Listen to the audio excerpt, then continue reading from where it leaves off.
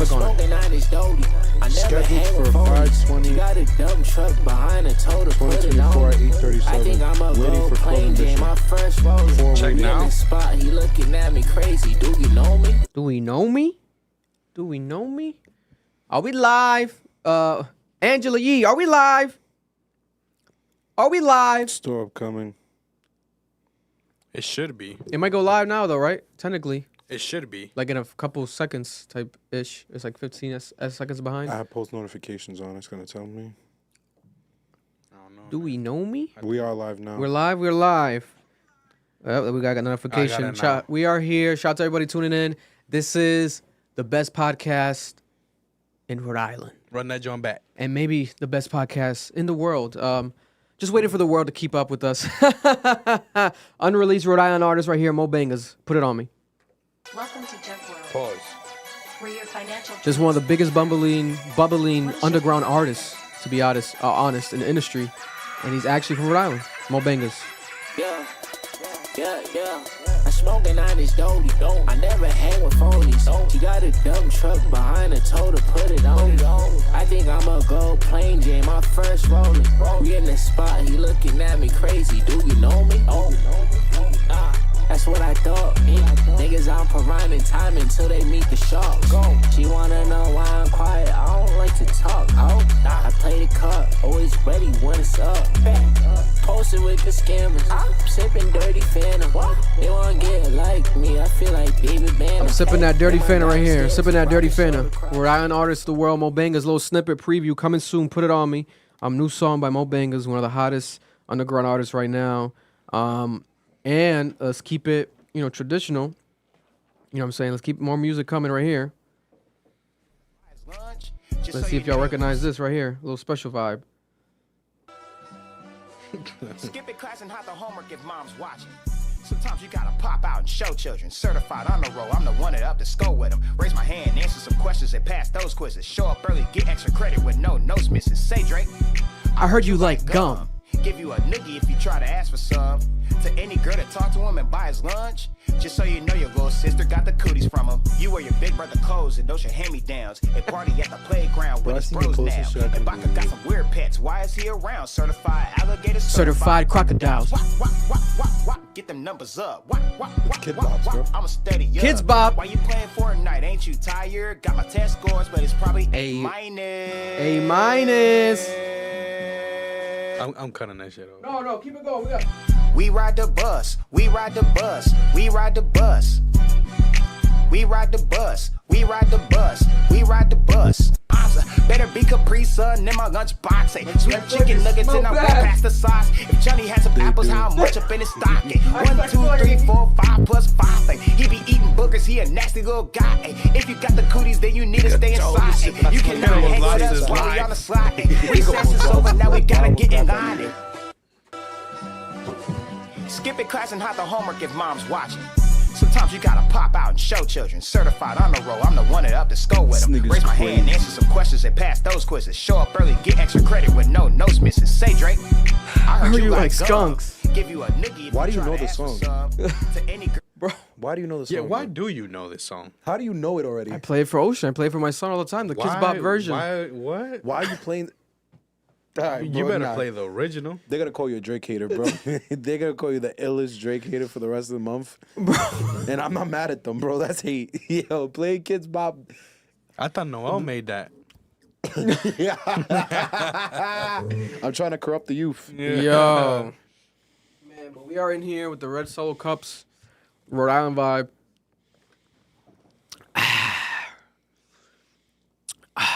Ooh, thank you everybody tuning in.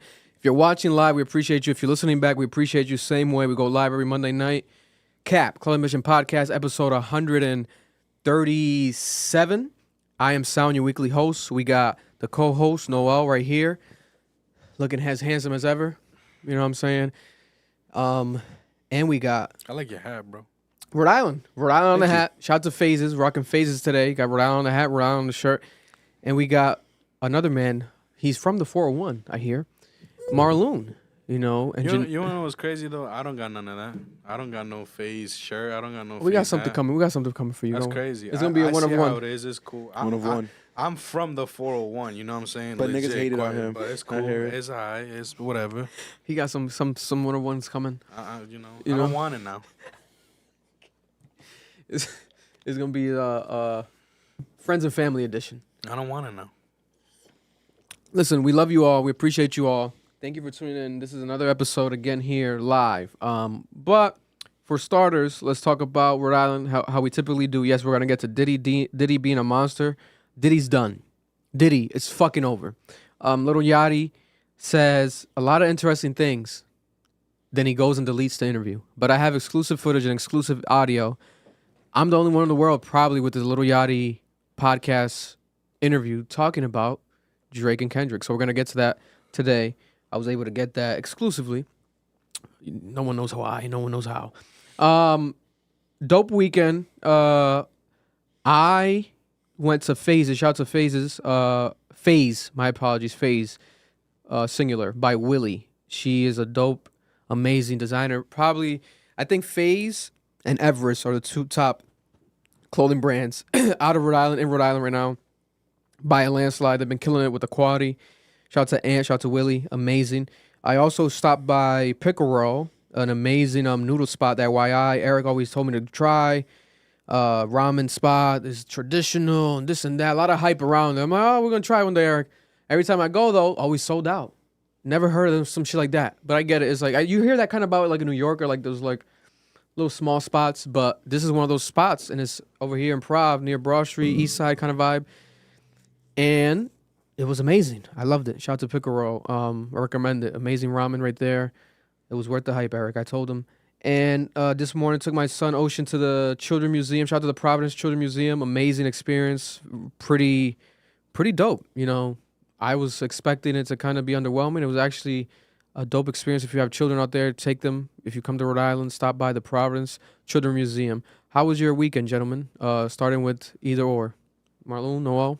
Nah, Noel can go. A lot of festive activities. You know, you're a ladies' man, so I wouldn't put it past you. You had another one of those nights. Nah, this nigga's crazy. Don't put that on me on live, bro. You know, Mavs K. Mm. I saw the Mavs and who'd they play? OKC game. Oh yeah, we're gonna talk about that I'm today. a shy fan, so and I hate white people. Not the like European white people. I'm joking around, by the way. Cause I kind of fuck with these niggas in the NBA that are like European. They're mad arrogant and like, oh, I do this for a living. I don't really care. Jokic got the MVP, didn't care. Luka don't really care. Like fuck y'all, eat mad nuts, and you both lost. And well, one of them lost. The other one's gonna lose to another. He's gonna lose to a nigga too. I love it. Yeah. But yeah. So it was Mavs K. I love Anthony Edwards. I love his arrogance. I love his confidence. I love the fact that he's out there looking like Michael Jordan every day. So W for him. I was very happy for sports over the How about weekend. you though? What do you do? What did I do? I just watched the games Oh really? and I might have gotten intoxicated and done things that were very immature. You got bent. Yeah, I You got got bent. You know what? I'm bored. I'm exposing myself. I may have made some prank calls. All right, now okay. Now Yeah. go to Marlon. Now, Marlon, what'd you do? This guy's he's exposing too much. He keeps every sentence keeps getting more incriminating. He's more incriminating. He's like next line was about to be like maybe I blew up a car. Like what else you gonna say, bro? Crazy. God damn, hell of a life. I was bored. We were all bored. Here's what it is. Hey, man. How was Marlon's weekend? Wait, hold up. Before we continue to me, what was the invitation you gave us? What were you I did. watching? No, what was you watching though? The game.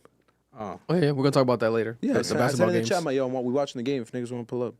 yeah. I did say it in the That's chat. why I didn't pull up, bro. I'm not gonna lie to you. Because of the game? Yeah, I don't like watching sports. Yeah. I hear it. Especially if you're hearing that shit sucked. How was Marlon's weekend? What did Marlon do? Bro, honestly, this weekend, That wrist is glistening. I'll tell you that much. bro, look. Man's been in the sun. And the For- sun. for- Jesus those- Christ, for he's a those- hardworking man. so For Rolex those who bliss. say that I don't tan, yo, listen, and it gets darker. That's I crazy. know I'm white. I know I'm white, skin color wise, right? Yeah, But like, I be tanning. that's incredible. I need to go to Puerto Rico again so I can get dark as hell like last time. Anyways, what did I do this weekend? I just chilled with the family, bro. You were your nieces, Honestly. no, or something? Yeah, I spent the time with my niece and my nephew. I fought with my nephew for like 40 minutes yesterday, bro. Fist fighting? You know what it is that this mofo, bro, wouldn't let go, bro. He wouldn't. He just kept coming back. It got to a point where towards the end I started getting heated, bro. I was slamming his shit. Oh my God. I was slamming him, bro, and he would just How keep old is he coming now? back. 5. God damn. And if I let him, bro, like if I let him connect the good one, bro, he hits hard. No, listen. Those kids now they have Bro. something inside their genes is stronger. Bro, they hit hard, bro. They hit hard. Yeah. Ocean just headbutt the shit out of him, messed up my upper lip. Yeah. That's Ocean's signature move. Do you have a quote for us? Yeah. Our I got a quote. Noel got a quote for us. You know what I'm saying? He posted them a lot on his social media. Make sure to follow him on social media. What's the quote of the day today, Noel? Very relevant to the topic at hand. Mm. And whenever you stand praying, forgive. If you have anything against anyone, so that your Father also who is in heaven may forgive your trespasses. Mark 11:25. God bless. God bless. Diddy. Amen. Diddy, you're done. Did he do it? Indeed, he did. He did. He did. The question was, did he do it? We found the answers. And more coming, I'm hearing. We're going to talk about that soon. Real quick, I'm going to play the clip. We have a giveaway. We're giving away skateboard. Shout out to Shane. And here is the clip of the winners. We have 3 winners for the giveaway. Shout out to Shane. And let's go right here. Make sure you get the audio behind us. We tried to layer it over, Shane, but it's not working, the audio. So we're going to play it on the screen behind us real quick and enjoy. I mean, you can. Pardon the interruption. We're here during the live stream, but we're playing this pre-recorded moment. Announcing the winners, we teamed up with Shane, an amazing, amazing creator out of Rhode Island, to give away free skateboards for our actual supporters. You know, you had to subscribe to the YouTube channel. You know, it was basically collabs for the reactions. So Metro Boomin, We Don't Trust You, first album. Metro Boomin, We Still Don't Trust You, second album. That's 2 skateboards. And then the third skateboard for the Gunna Wanna One of One album, as the skateboard falls in the background. Yeah. But we got plenty of skateboards, and people always ask, who makes them, and this is the man behind it right here. And he's also eventually, we're going to announce today 2 announcements. He has his actual website launching, and has launched officially by the time you guys see this. And also, he's going to announce the winners of the giveaway. And we're going to reach out to you guys after you guys see this, if Shane hasn't. But shout out to Shane, and show them the board in your hand for the Gunna one, and tell them who you are real quick and your Shane. Oh, my name's audio, Shane. It's glitching. Vic said I handmade. Let me pause it. crazy All right, it's the artwork. glitching. It does. It's been doing that lately, huh? Why? Why? Press the wrong thing. Doo-doo-doo-doo. Okay, let's get it right here. Roadcaster. Might be it might be a laptop thing, because I think the laptop's the only thing that does it. It's epoxy resin and diamond dust, and luckily we're giving this back to y'all on the 17th. Vic and I are actually going to be able to, go hand some stuff to Gunna, so that'll be dope. And then And he got the date wrong, by the way. It's not the 17th. It's actually June 1st. June 1st, next month. We might be able to meet Gunna. We're going to keep you guys updated. If we do, we're going to do some BTS footage. Might interview Gunna real quick. We'll see what happens. We'll see. Our website coming. It's dropping 7 o'clock p.m. this Sunday. So we're hopefully doing way more giveaways with y'all, and always going to give out discount codes, a bunch of stuff. So stay in store for that. And then we also got Yep. the Shout out to our Metro boy Aaron. Boomins. Yeah. Aaron in the building. What's up? Right there, we got the Metro Boomin, We Don't Trust You. That's the first one. We got number 1. We And got number 2. We Still Don't Trust You right here. That's my favorite one. I like the design. that. Custom Yeah, free that skateboard was hard. giveaways for our supporters and supporters of everything that Shane's doing. So Shane, what's the name of the website real quick? The website's going to be called feverart.co with 2 R's in the It's word up right fever. Shout out my guy Juice WRLD. That's the reason why the name is called feverart.co. So, yeah, there we go. And remind the people, what's your @ name as well on Instagram? My Instagram username is @999fever, 3 9s, and then FEVERR. Rest in Almost just peace. forgot how to spell it. Yeah, rest in peace, Juice WRLD. R.I.P. And Juice. real quick, let's read it. Let me do a quick clapping. Let's read the winners. We got 3 people selected. Yes, sir. I think one of them is called Walmart, something like that, right, Aaron? Yeah, Stephen Carter is the... Stephen Carter is Gunna Wanna. Yeah, Stephen Carter's winning the Gunna Stephen one. Carter's gonna wanna. Sorry So for the Bug miscommunication. at Bug2 Shifty. I didn't want to say it. I thought it was the Shifty. bad word. I didn't want to say it. Yeah, that's the number one win. That's winner for Gunna. But yeah, Yeah, Stephen Carter's gonna wanna, and then we got the Lil Walmart is. Read that one more. Was that one? What the name? Yeah. Little Walmart 5. Yeah, Lil _ Walmart 5. Uriah's Ray Martinez. Yep. Still don't trust you. Yep. And then we don't trust you is again. Who's that person? The first one? Ray Martinez. Ray Martinez. So he messed up. So now the other winner is this one. What's that, Mar? How do you spell that? World of Juice. World of Juice. World of Juice. We're going to reach out. These are the 3 official winners of the skateboards. I got a couple DMs people were asking. We're going to try to continue this. It depends on the artist. If they drop surprise albums, we can't do this. So it has to be like a pre-scheduled album. So we shall see. We'll keep you guys updated. But there we have it right there. Ray Shout out to- Martinez. I've contacted all of you guys. Yep. And And by the time I edit this, I'm gonna put up what Shane sends me, the screenshots for you guys to see them visually as well. If you guys are just hearing, but yeah, man, look at these sexy skateboards. You know what I'm saying? Held up by these sexy men. got a Rhode lot more Island. coming. Got a shout out Vic, by Pause. the way. Vic, and I appreciate, allowing me to do the giveaways with you. You're probably my favorite creator in Rhode Island, and you're definitely the best you, creator in Rhode Island. Yo, everyone in Rhode Island, you guys, respectful. You got to step it up. I appreciate you, brother. Fucking step it up, Nobody man. doing it like Vic. No one's doing it like Vic, man. Nobody. That's My just boy Aaron gave me a drop. I respectful. gotta put that on my album. That's my guy with the OG Nobody doing and it like merch Vic. on right there. Yep. Shane, and we got Aaron in the building. Any last words, gentlemen, before we get you out of here? I appreciate y'all. Everyone stay positive, and always remember, tomorrow's a new day. I love y'all. Aaron, any last words? Thank you for having me. Shout out Shane. Shout out Club Ambition. Shout out Vic. There we go. My boy Aaron is Love. mad dope. Appreciate y'all, and more giveaways coming soon. Shout out to my boy 99 Fever, Shane, and back to the podcast. There we have a round of applause real quick, Marlon, for the winners. We appreciate you all. Little quick idea I had with Shane, and it's been working out, and I think it's also benefiting the artists when they see it, and they get impressed and like, oh, these guys are actually doing giveaways. We're not even doing a giveaway.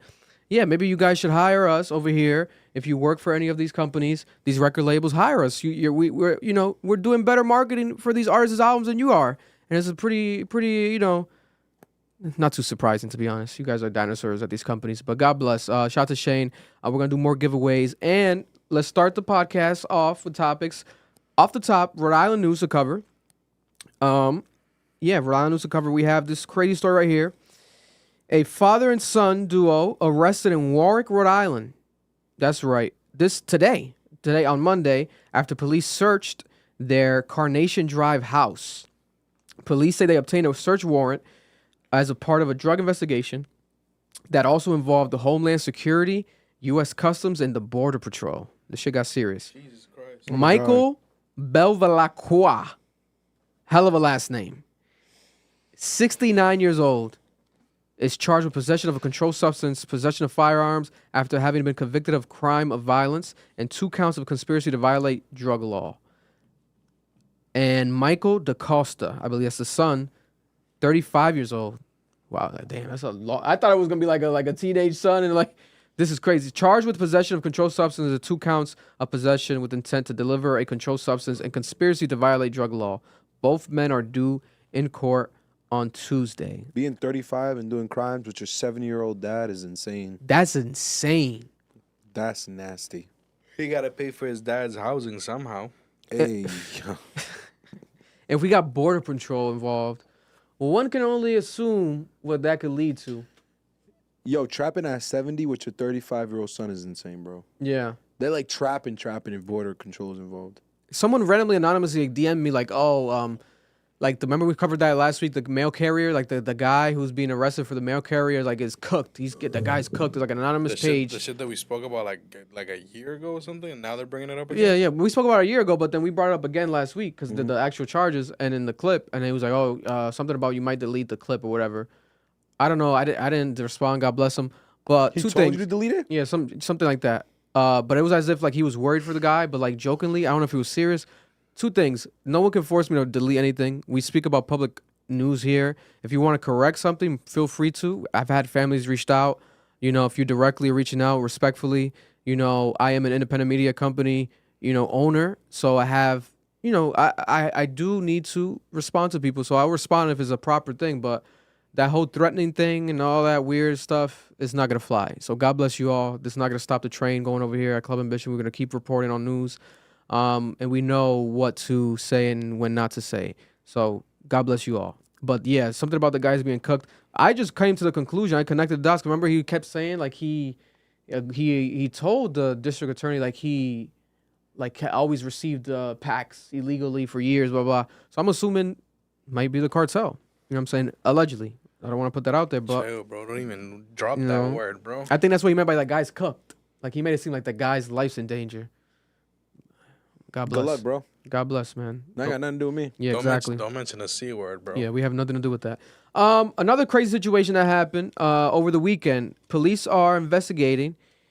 A 28-year-old man was killed over the weekend in Providence, Rhode Island. Police responded to Admiral Street early Sunday morning following reports of a gunshot victim. They said the victim identified as Julio Ariza and was shot in the back. This man was shot in the back in Providence. Then he was rushed over to the Rhode Island hospital where he was later pronounced dead. No arrests have been made at the time. And they said they're also investigating, the police said, an apparent sip joint nearby where Ariza was shot. They said that he was gunned down just feet away from where another man was shot and killed, driving down Donaldson Street nearly 6 years ago.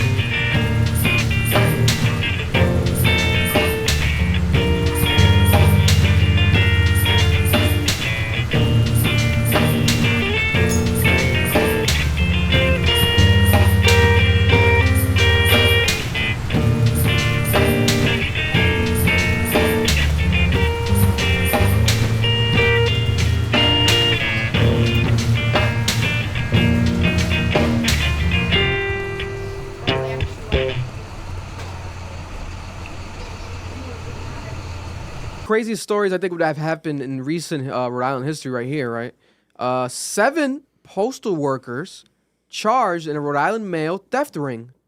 Yeah, that's right, a Rhode Island mail theft ring. What is the Federal background check? investigators have broken what's up. going with USPS, Bro, How would their background checks work? This is crazy. A well-organized, wide-ranging conspiracy.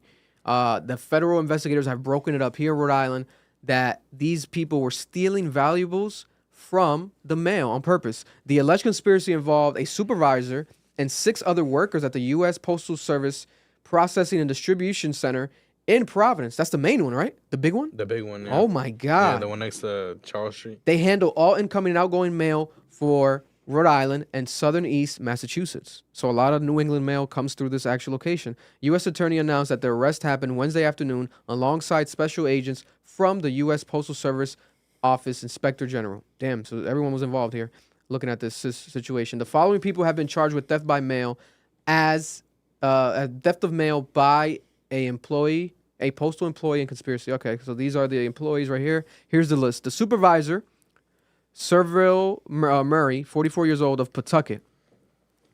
Bucket, what's going on?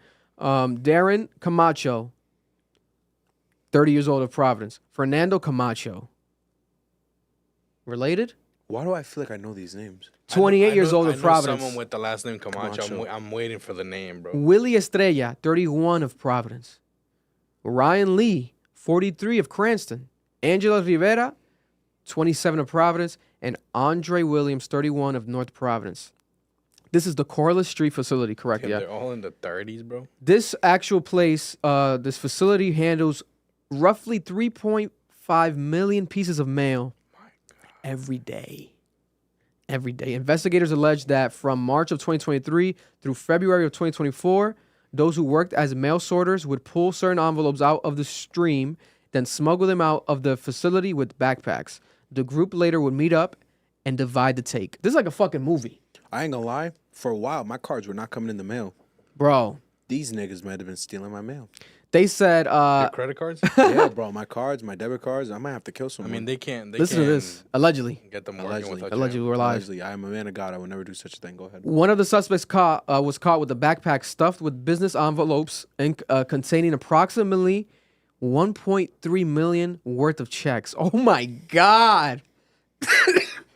These people, Ran off with the bag. bro, but like, that's a lot of money. Not At that for point, nothing. like, quit. Not for nothing. Why still get caught? Not for nothing. They're making me feel some type of way now. Oh my God. Because I've had checks be sent to me and none of them got stolen. Are you trying to say it wasn't enough? Yeah. You trying to say I'm a fucking broke bitch? Now my rules.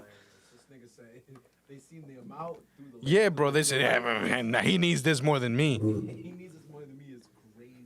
Yeah, listen, this is disgusting because, you know, I use the postal service a lot. I feel like as Rhode Islanders, you should be able to trust your postal service because you're using them, you're utilizing them, sending a lot of important stuff through the mail.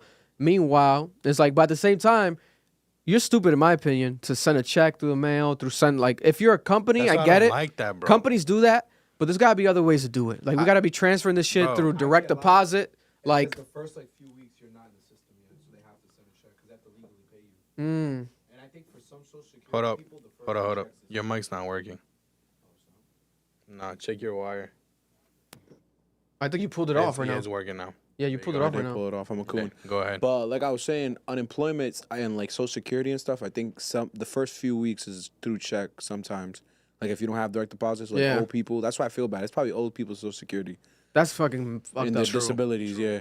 And then the rest is just like your first few weeks at a job. I know it's for a fact. Sometimes when you're not locked in the system, Yeah. nah, you getting checks, buddy. Good Nah, luck. bro. But if I'm at work, bro, I get direct deposit, bro. I don't like that check joint. Yeah, I don't no, like no, that I'm shit, good off no. that. But God don't bless like these it. people.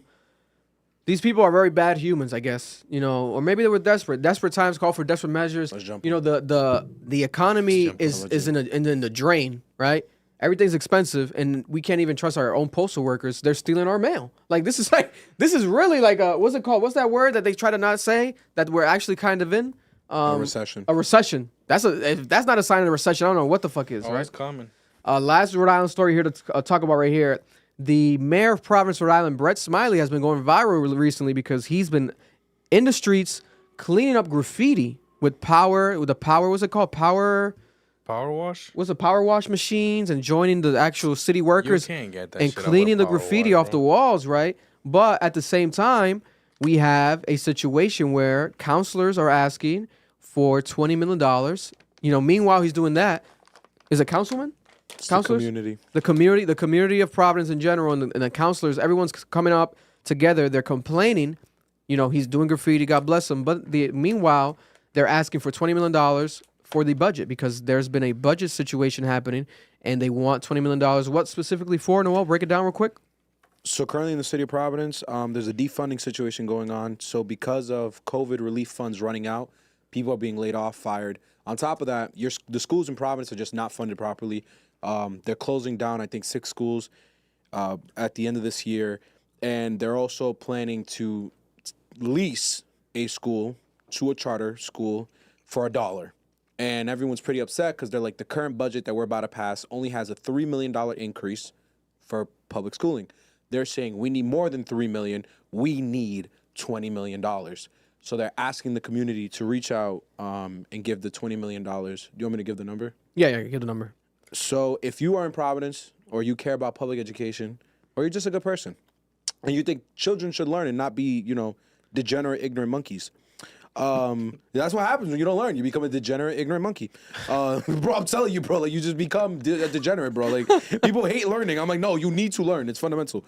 So if you support learning, as all human beings should support learning, please call this number and tell the city of Providence to increase the budget from $3 million to $20 million so our children can have a better future. And sell us the school for $1. Exactly. And not sell the school for $1. We'll rent the school for $1. What's the school too, by the way? Say the school name? Oh, people are going to be disgusting when they hear this. Carl J.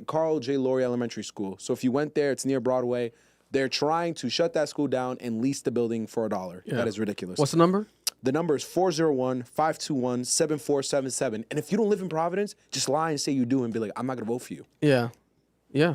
It's true. That's all you got to say. I won't vote for you. They're going to get scared. You Politics, man. You guys can support us. Support us with that. Support us with that. Shout out to our viewers worldwide. Shout out to South Africa. Shout out to Australia. Shout out to New Zealand. Shout out to everywhere, bro. Britain, UK. Tap in. We got the world, bro. We got the world watching. We got for sure love. Tap in. Tap in. But yeah, that's the Rhode Island news for the week right there. Let's get to it, man. Let's get to it. Should we just start off dirty? No Diddy? Let's do it dirty. Should we start off dirty? Let's do it dirty. Let's start off dirty. Craziest situation to happen in the past recent years. Maybe I think all time. I got to be bluntly honest. Diddy's life is over. In my opinion, his life is over. His career's over. His public persona, everything has been a lie, right? We have a man that we all loved his music, whether it was from Biggie, whether it was from, in general, Bad Boy, the R&B, Mary J. Blige. Everything that man touched at a certain point in the music industry turned to gold. Now, it's the dark side of Diddy. The allegations, right? It's always been rumored that he's had these weird parties, right? Rich and famous, they do a lot of weird things. Now we have the lawsuit that started in November of Cassie, where she alleged him of doing everything from the grape word to her, abusing her for 10 years ever since she was the age of 19, when she met him, to blowing up rappers' cars. Kid Cudi's car got blown up, right? All these allegations. And I then would've moved. And then Diddy said a month after that it's all lies and they're just trying to get money. Greedy people trying to get money. These lawsuits are all lies. After he paid her $30 million outside of court, right? Settlement.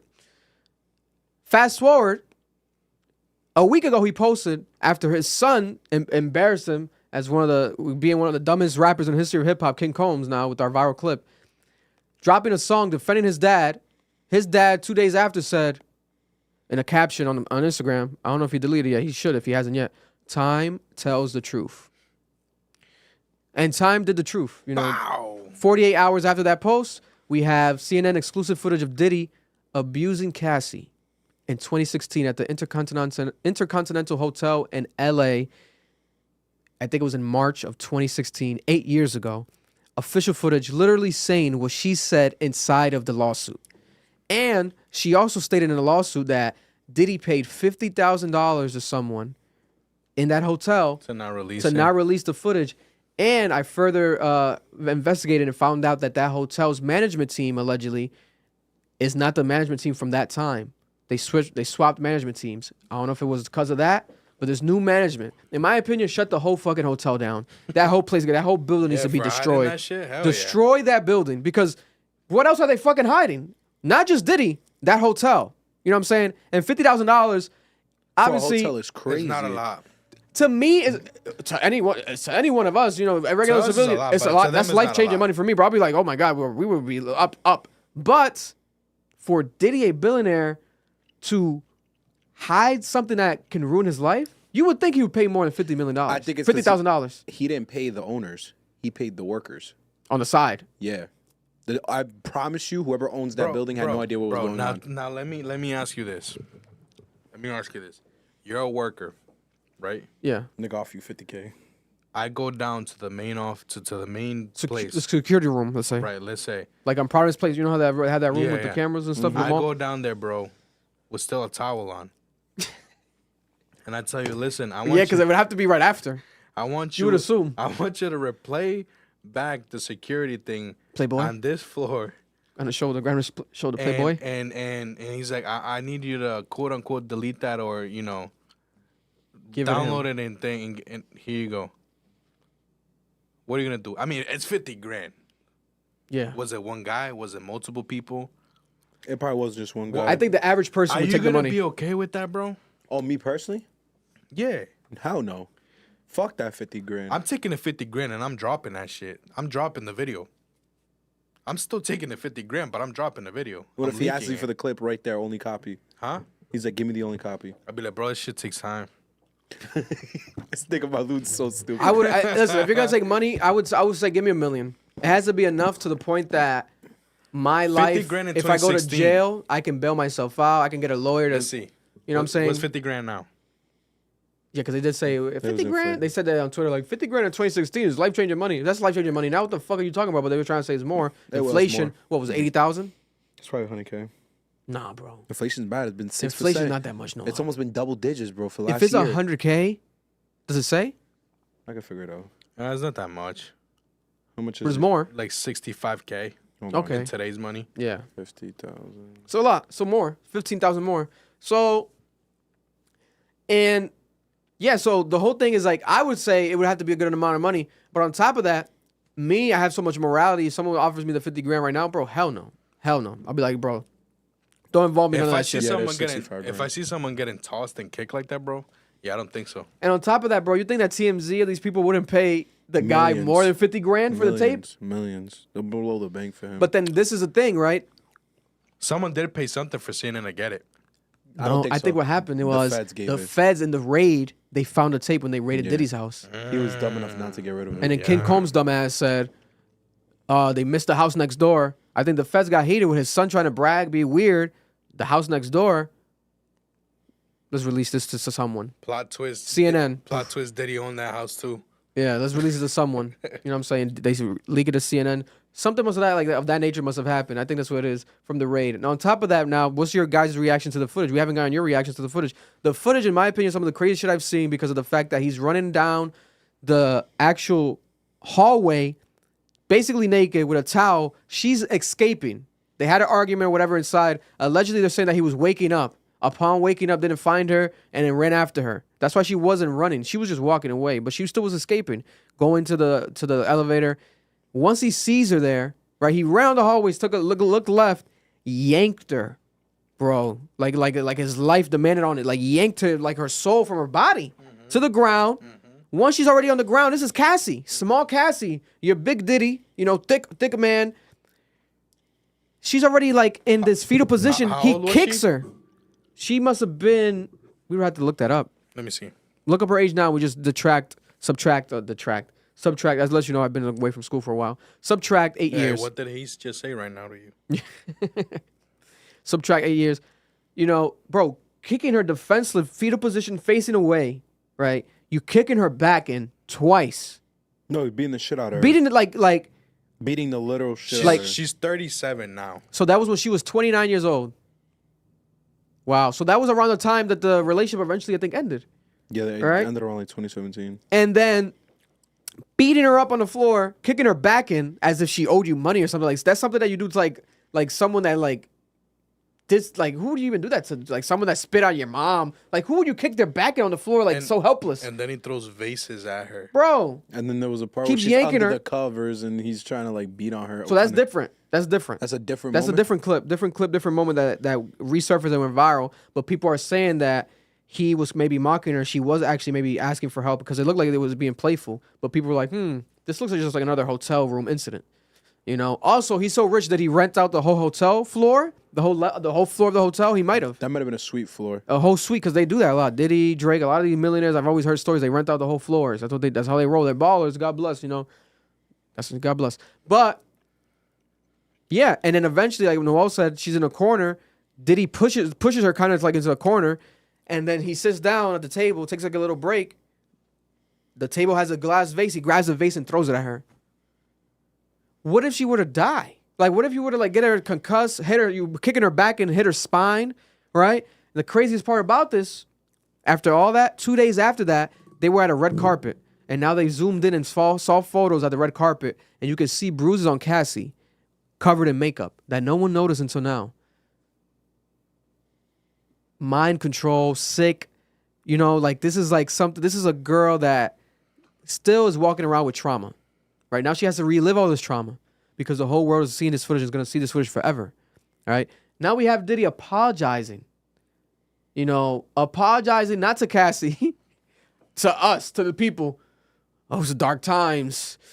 I had to go get therapy. But didn't you just say that you were innocent and they were looking for money about what, 5-6 months ago? So now it's dark times. Now you're guilty and there's no excuse, but you're sorry, all right? And then people saw the top. It looks like he's in Bali. Everyone on the internet, oh, he's in Bali with Russell Simmons, right? Because there's no extradition clause in Bali. You know, that's what they're saying. So you can escape crimes in Bali, all right? But then we have new footage that same day, hours later, after everyone's saying he's in Bali, he's walking around Miami neighborhood with a rapper, King Los. Shout out to King Los. Or maybe not shout out to King Los anymore. What the fuck, King Los? One of my favorite rappers coming out, very, very lyrical. Me and Michael used to listen to his mixtapes. Classic rapper, like one of the most lyrical rappers I think of all time, King Los. He was signed to Diddy, but I thought that they fell out. I don't know what happened. King Los walking around with Diddy, you know, and let's play the clip here as well. And I think that Diddy just was doing this for the reason of like, hey, no, I'm not in Bali. Someone in chat pointed out that they said that she left without her shoes and put it on when she got to the elevator. Yeah, so she probably snuck out to not make noise. Because without shoes, you don't make noise. With shoes, you make noise. Bro, can we talk about the fear that this woman must have had for this fucking man, bro? No, this is crazy.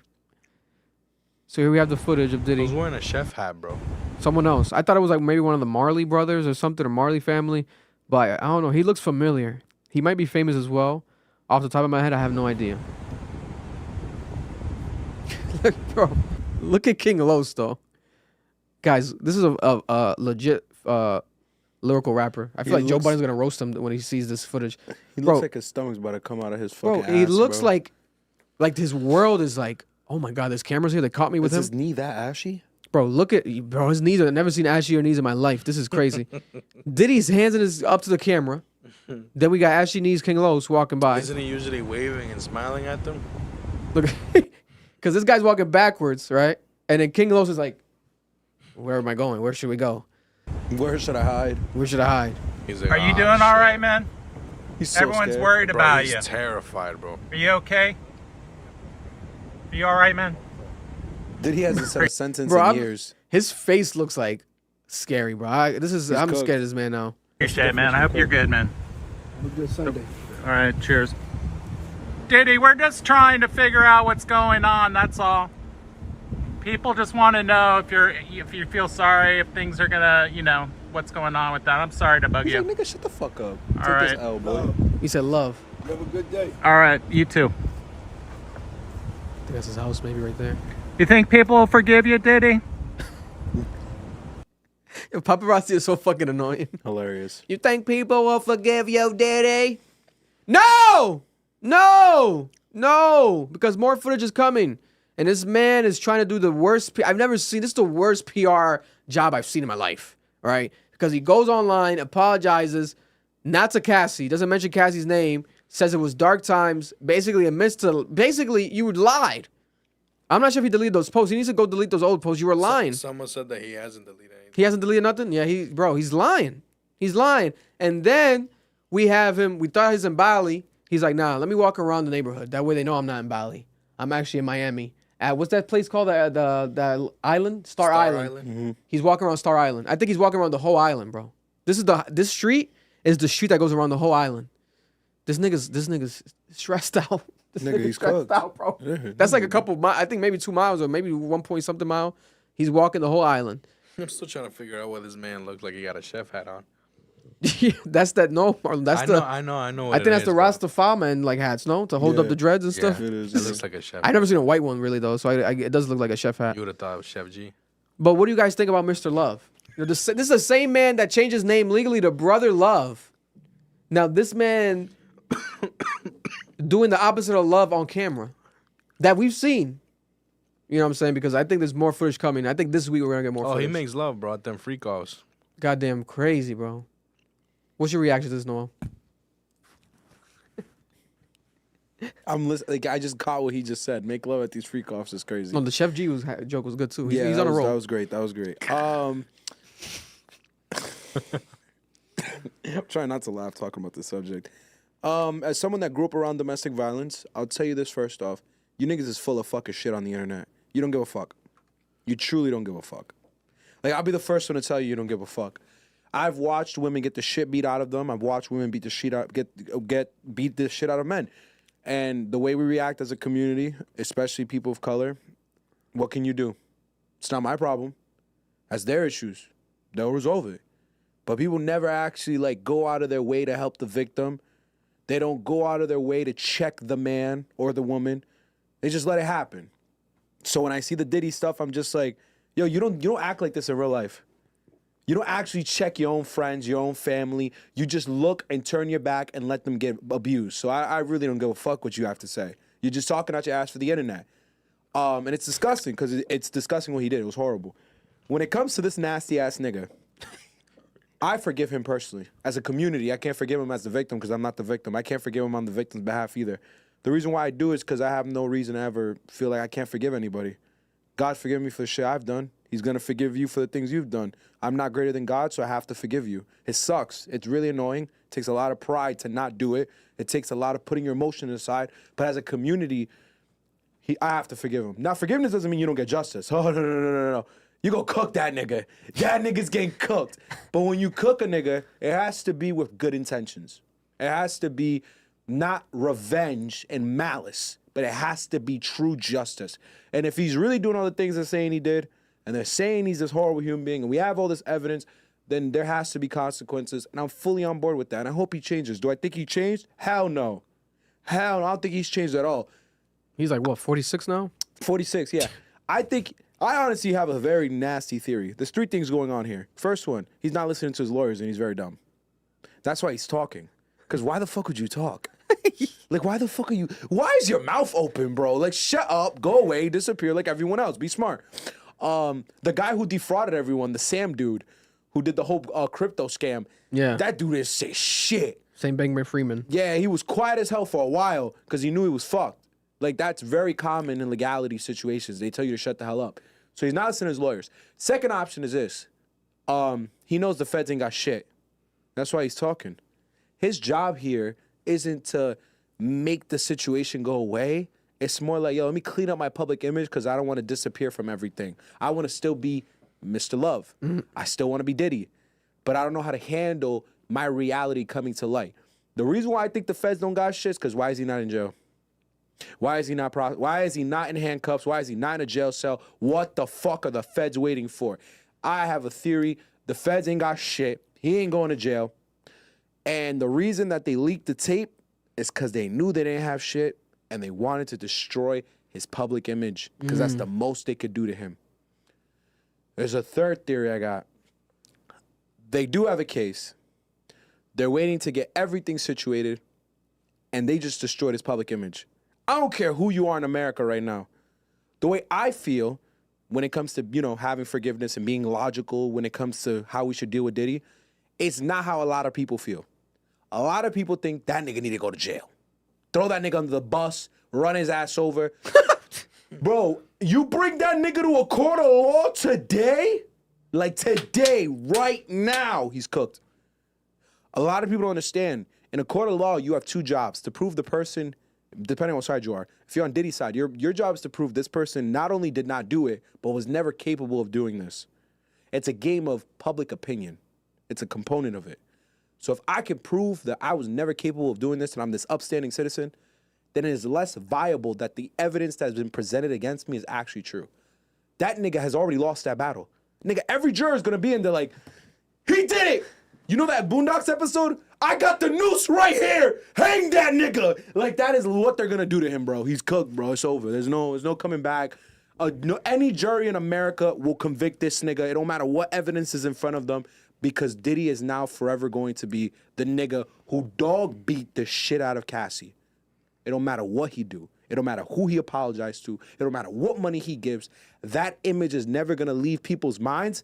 And because it's socially unacceptable to publicly know abuse is going on and not do anything about it, even though people are fucking hypocrites and let it happen in their own lives, they're publicly going to have to take a certain stance so they're not publicly denounced for it, so they're not pushed away. So that's just what's gonna happen. He's fucked, bro. God bless. Love you, bro. I know I love all my people. So God bless, bro. I'll be figuring it out.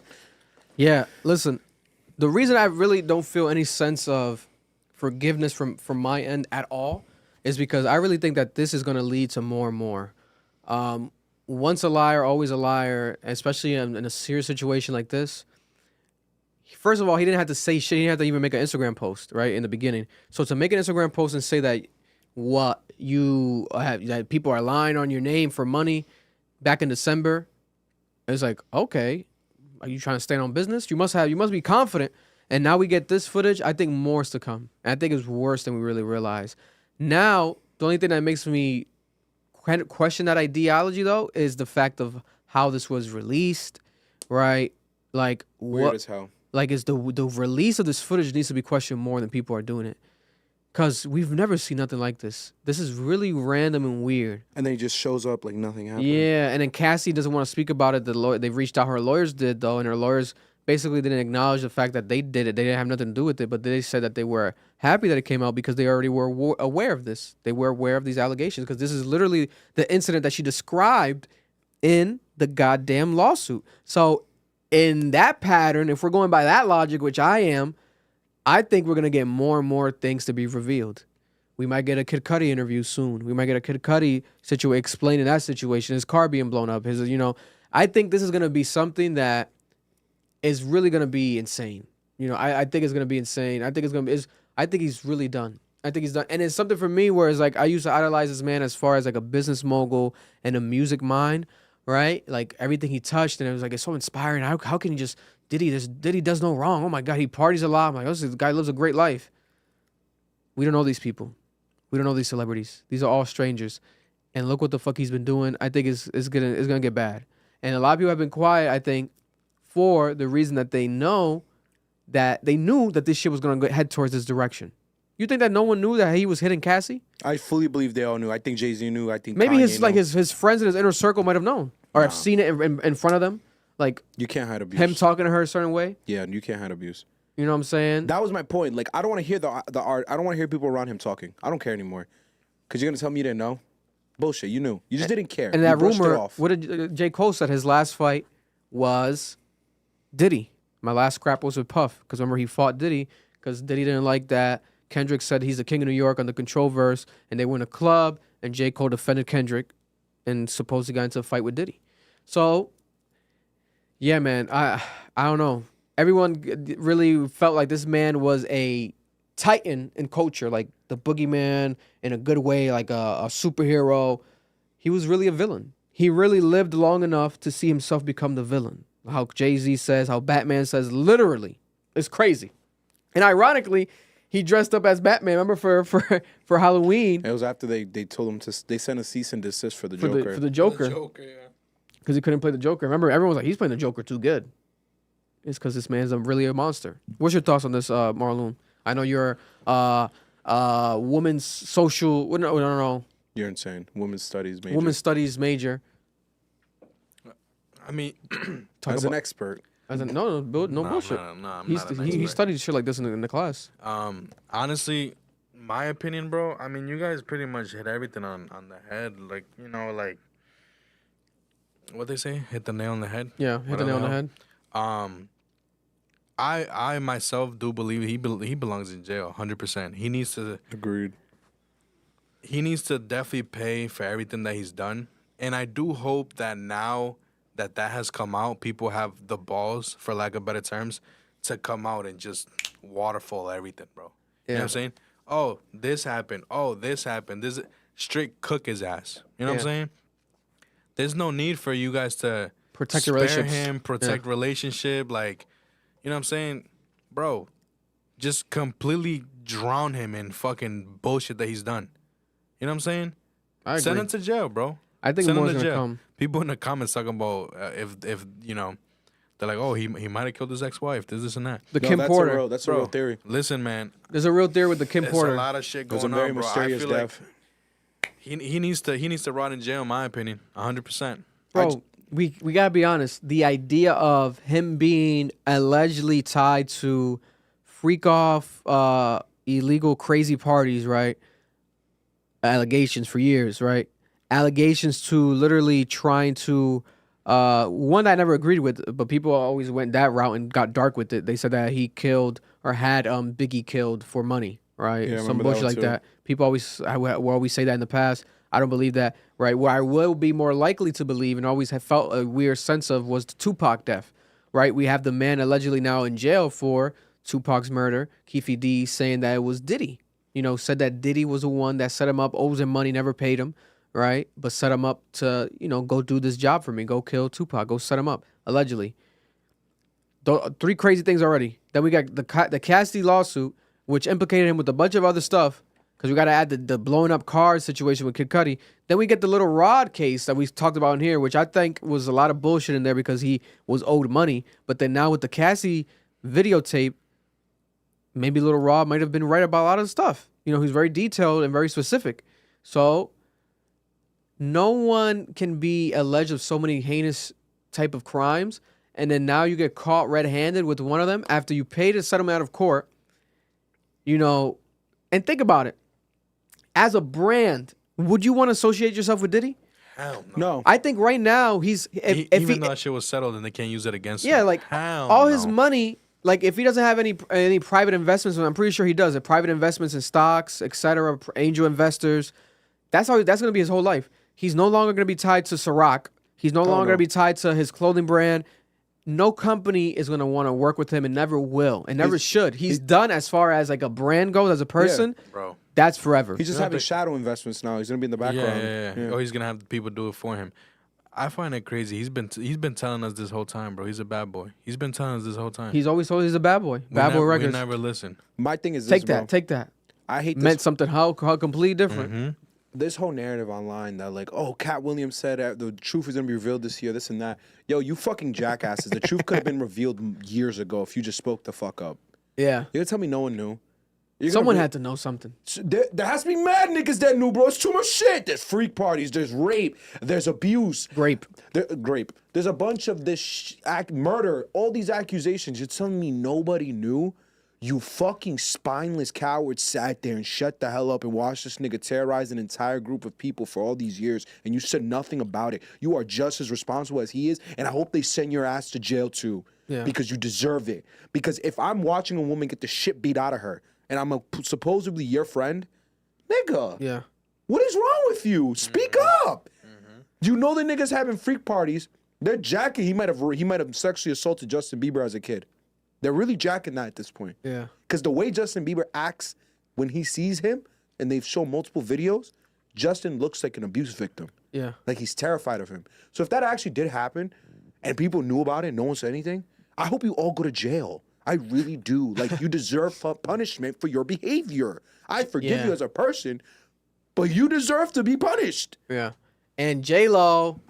J-Lo, where are you? Oh. I feel like J-Lo knows a divorced. lot. I think she knows a lot. That's why she can't keep a man. God bless her heart. I think J-Lo knows a lot because remember, J-Lo was the one that was in the club when Diddy allegedly shot a woman, but then Shine, the rapper, who called Diddy out right today too. He made a post. Shine said that he doesn't stand by any of the abuse or anything, etc. Fully disconnecting from Diddy. Shine, right, took the fall for Diddy allegedly. They've always been alleged, and I've always believed that myself. I always felt that way, that Shine should have not gone to jail, and it was Diddy. But Diddy's the big kahuna, the bigger man, the richer guy. He's the guy we gotta protect. I'll take the fall for you, Diddy. I'll ruin my whole life for you, even though you wouldn't do it for me, Diddy. You wouldn't do it for me, but I'll do it for you, Diddy. Because I why not? It's terrible. And then J-Lo was there that night in the club. But then that was the time that they broke up because she didn't want to live that lifestyle. Being around this guy, shooting people for me, it's too much. It's too overly protective. It's dangerous. I'm hip hop. I want to be hip hop, right? J-Lo wanted to be a part of hip hop, but she's like, no, not to this level. And in reality, no one should, because that shouldn't be a good part of hip hop. Like, that's something we should look down upon, and like maybe classic, shootouts outside of Hot 97. Oh my God. Okay, but we don't want to honor that and live up to that and really, really repeat that again, right? Everyone wants to be a nigga till you're a nigga. Exactly. You want to take it too far. You want to want to be like, no, we don't got to do all that. And I think J-Lo knows something. And if J-Lo says something about Diddy, you think that next promo run, all these interviews, they're going to ask her about Diddy, especially because of footage. That's the thing. These allegations. Oh my God. Footage evidence of Diddy doing something, him admitting to it, apologizing. Now it's going to open the world up. This is going to be like a crack that's broken to another world of allegations, people coming out, more Surviving P. footage. Diddy. Like, this is really going to be like real. The snowball effect is now happening. J-Lo's going to say something. I'm predicting in the next month, an interview, something's going to happen. I'm telling you, because I don't think J-Lo gonna say shit. you know why I think so? Because might not. she wants to do like Shine did today. Like, everyone that had any affiliation with Diddy throughout history, they want to make sure that people know, hey, by the way, I don't fuck with that. And hey, by the way, she dated him. Hey, blah, blah, she might want to say something. And nothing happened with me. Or maybe he was always a bit weird with me, a bit too aggressive, blah, blah. She's going to say something. Y'all should have said some shit back then. God bless. Yeah. I don't think so. I'm not giving y'all the same bail There's anymore. too much shit going on around in her life right now. Oh, With Ben Affleck. Yeah, Ben Shorty really getting Affleck. divorced. She losing that Ben Affleck dick. But they got back together though. I saw that they have flowers the day after. Everyone She said that. had to change like her whole tour name and everything like that because the sales were horrible. You know what I'm saying? Like, she's going through it right now, bro. Yeah, man. I love J-Lo. I really think that she's an icon, but the internet hates her. Twitter hates her. You know, they think black she tries too hard Twitter to be black broke. Twitter hates her. Yeah. Oh my God, they hate her guts. Because they think as a light-skinned Spanish woman, she tries to be black. She tries to be broke. You ever seen the documentary where she goes to her old apartment and she Oh, that sees, was crazy. she sees the nigga outside. She's like, "Hey, do you know who I am?" He's like, "No." Jenny from the block. Jenny from the block. He's like, who? But she's Jenny from the block. She's Jenny from the block. We can never take that back I'm from curious to know what that her. She's means Jenny now. from the block. Jenny from the block. She's Jenny from the Bronx. block. Mm-hmm. I'm still Jenny from the block. There you go. You know what I'm saying? Mr. Doorknob. Relax. So we have breaking news right here. Boom, boom, boom. Breaking news. When you go on Instagram and you go to Eminem's page, Eminem made a post that's making everyone think that he's announcing his retirement, right? Because on Eminem's Instagram, when I go, it reads a text message that is said to be delivered, a screenshot of a text message, vanish mode, sent to be delivered May 31st. And it says, ... and for my last trick, ! And then it's an emoji of a bunny with a magic hat, with a magician hat. Boy, he's dropping an album. And it's like, for my last trick, right? So now people are okay. connecting this. May 31st, he announced beforehand, remember, on April 25th, he announced the death of Slim Shady, Coupe de Grace, an album, summer 2024. Is May 31st summer? No. Is it? It might be summer. Summer starts, let me see, what day does summer start? Listen, man, it might Summer be. starts June 20th. Yeah. So it could be a single for the last album that he's dropping, right? And then the Slim Shady LP, let me see, Slim Shady LP dropped originally, his first project, his debut project dropped 1999, right? So we have 25 years later, it went from the Slim Shady LP to now the death of Slim Shady, and he just announced it. And for my last trick. So people are thinking that this is his last album. Technically, think about it. The death of Slim Shady. Yeah. This would be the perfect way to do a final album, right? But this is Eminem. A lot of people jokingly for years have said it. I've said it. I feel like he might be better off retiring because musically, I feel like he's done everything he could, and he'd be better off trying to get more into movies, TV shows, be the big Eminem brand that he can be, right? He's too awkward for that shit. He's a good actor. Yeah. He's a good producer. He could do a lot of other stuff, I feel like, other than just music, because his core fan base tends to be the only people that care about his music. Yeah. Even though there's some good music in there, right? The Murder album he dropped a couple years ago. I liked him. Oh, I love this album, like way more than the previous couple albums he dropped. But it still felt like he's getting older. There's a sense of like, you know, age is nothing but a number. But his style of music, he's not trying to keep up with the times, right? I don't know. I feel like he could be better off retiring, but he doesn't have to. He could do whatever the fuck he wants. He's Eminem, one of the greatest rappers of all time. Going out this way, last album, The Death of Slim Shady, officially, like, as the last album for my last trick, saying all this, I think it might be the way to go. And this year, you know what I'm saying? Let me ask you this. He though. can really go all out. This Diddy, he could talk about Diddy, like talk about because he talks about all that type of shit. You know, he goes edgy. He can come at Diddy, blah blah. Who knows? You know, I'm not sure if he's gonna address the Drake and Kendrick Lamar beef. He might. He always talks about current events in his raps. He might talk about the Drake and Kendrick beef. Might have Kendrick on the fucking album. We don't fucking know. All right, we don't know what's gonna happen on his album. 50 Cent's rumored to hop on it. Dr. Dre's confirmed to be on it as a producer. One of many producers. I think it's an 8-year-long album. Saying it took 8 years to make. They're saying that it took 8 years to make? Mm-hmm. Really? Let me ask you this, though. 8 years to make this album? Yeah. What do you say, Marlon? Should we go into this album, at least for us, right? Because when we were younger, we knew what he was and shit. Should we go into this album listening to him like the old days and not expect him to try to be, you know, relevant to what the times are now? Or are people still gonna be like, oh, this is outdated, this and that, we can't really listen to it? Because I love Eminem, right? Yeah. I grew up on Eminem. And, you know, people always been dogging his old stuff and shit, but at the end of the day, it's Eminem. So, like, you can give him his flowers when it comes down to, like, he's stuck by Eminem. Yeah. You know what I'm saying? He stayed to what he was. He stayed true to what he was. That is true. What do you think? That is true. I think that if this is a final album, I think it's going to be very long. We might get a deluxe, you know, because I think he's going to want to put his best thing over. Best foot, what is it called? Best foot forward, whatever the term is. He's going to put his best work out that he believes, I would imagine, right? And he probably is going to give us classic moments. Royce the 5'9" is probably going to be on it if it's the last album. And the subtitle is called Coupe de Grace, right?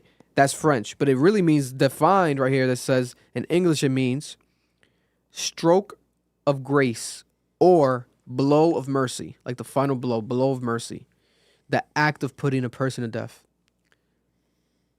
So he really, I think, is ending his career. But is it going to be a purposeful death? You said it's called The Death of Slim Shady? The Death of Slim Shady. Is it going to be just killing Slim Shady and then Eminem or Marshall Mathers is born? Or is it going to really be the end? There's Marshall Mathers. There's Marshall Mathers. What is it? Matters? Marshall Mathers, yeah. Marshall Mathers. There's Marshall. There's Eminem and then there's Slim Shady. But then the whole text today right now was like he has 3 different personas. For my last trip. Remember, this is gonna sound really like nerdy and shit. With the Fortnite thing that he dropped, he had 3 things. He has Slim Shady, Marshall, he did, and Eminem. The skins and shit. Yeah, that is true. He has 3 personas. That is true.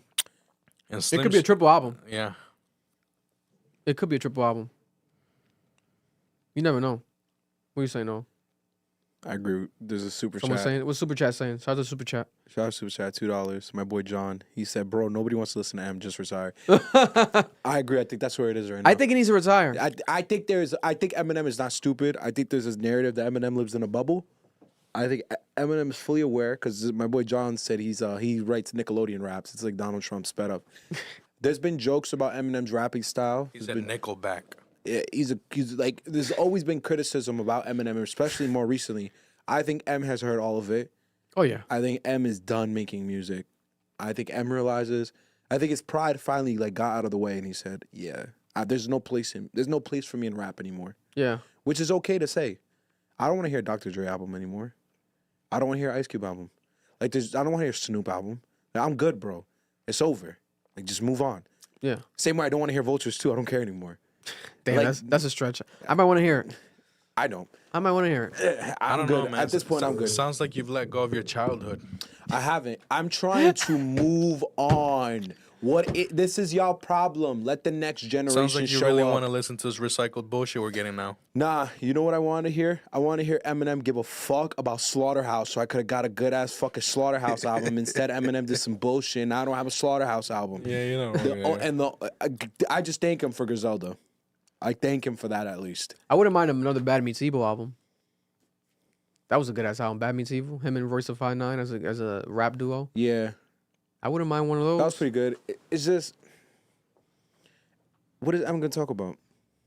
Yeah, he's aware because remember he's rapped in the other albums. He for, might like talk about you. he made an album. hope- Eminem's made an album about how we niggas didn't his like album. the last album. Kamikaze. Yeah, and so- then Joe Budden made the joke. Is your next album gonna be like about how we don't like this current album? So he's aware. So it could be like he's aware. Like I actually should just stop making music. I'm gonna retire. But I'm gonna do a dope ass album. Dope rollout. The trailer was dope. It looked like a movie, right? Like a murder mystery. Blah, blah, blah. Like they were reenacting CSI or type shit. It was funny. So we might get a movie, like music video. Eminem doesn't tweet or post shit like this. Who's your favorite Eminem?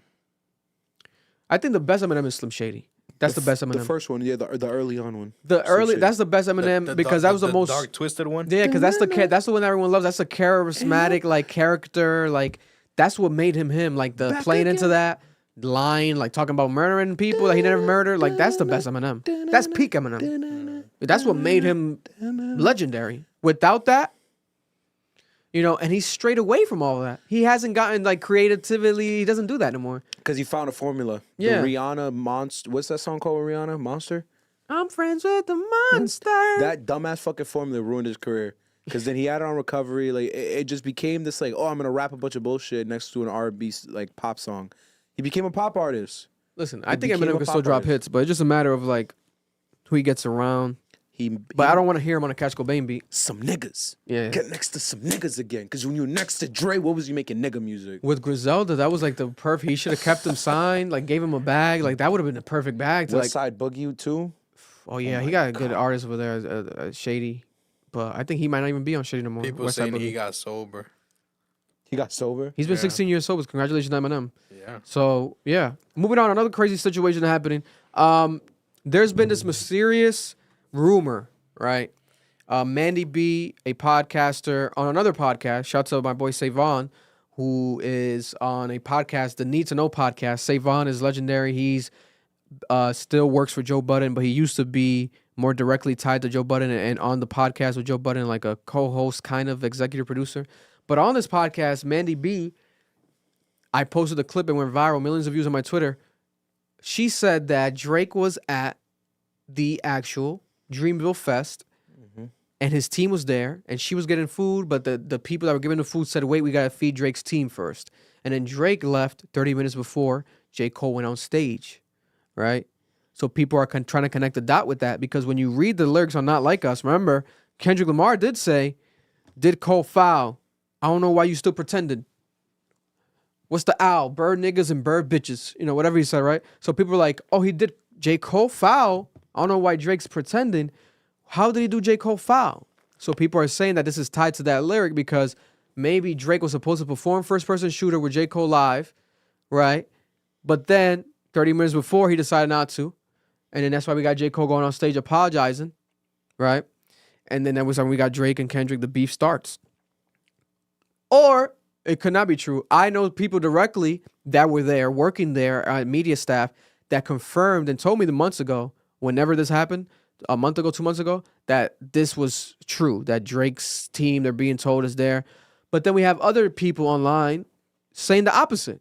No, this lies. I think someone, the DJ, one of the DJs at Dreamville Fest said that this is a lie. That's why I don't believe them because the person we know said he literally saw Drake. Like he saw him right So, in front of him. so I think that he was there. I think he was there. And I think it was just exclusive, like behind the scenes. It wasn't like a known thing purposely. They didn't want to make it too known.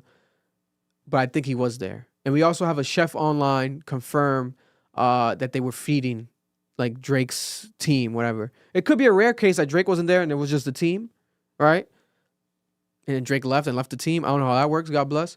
But then there was also another rumor that Schoolboy Q was the one that told J. Cole, hey, get out of this beef. Like, don't involve yourself in this beef, blah, blah, blah, blah.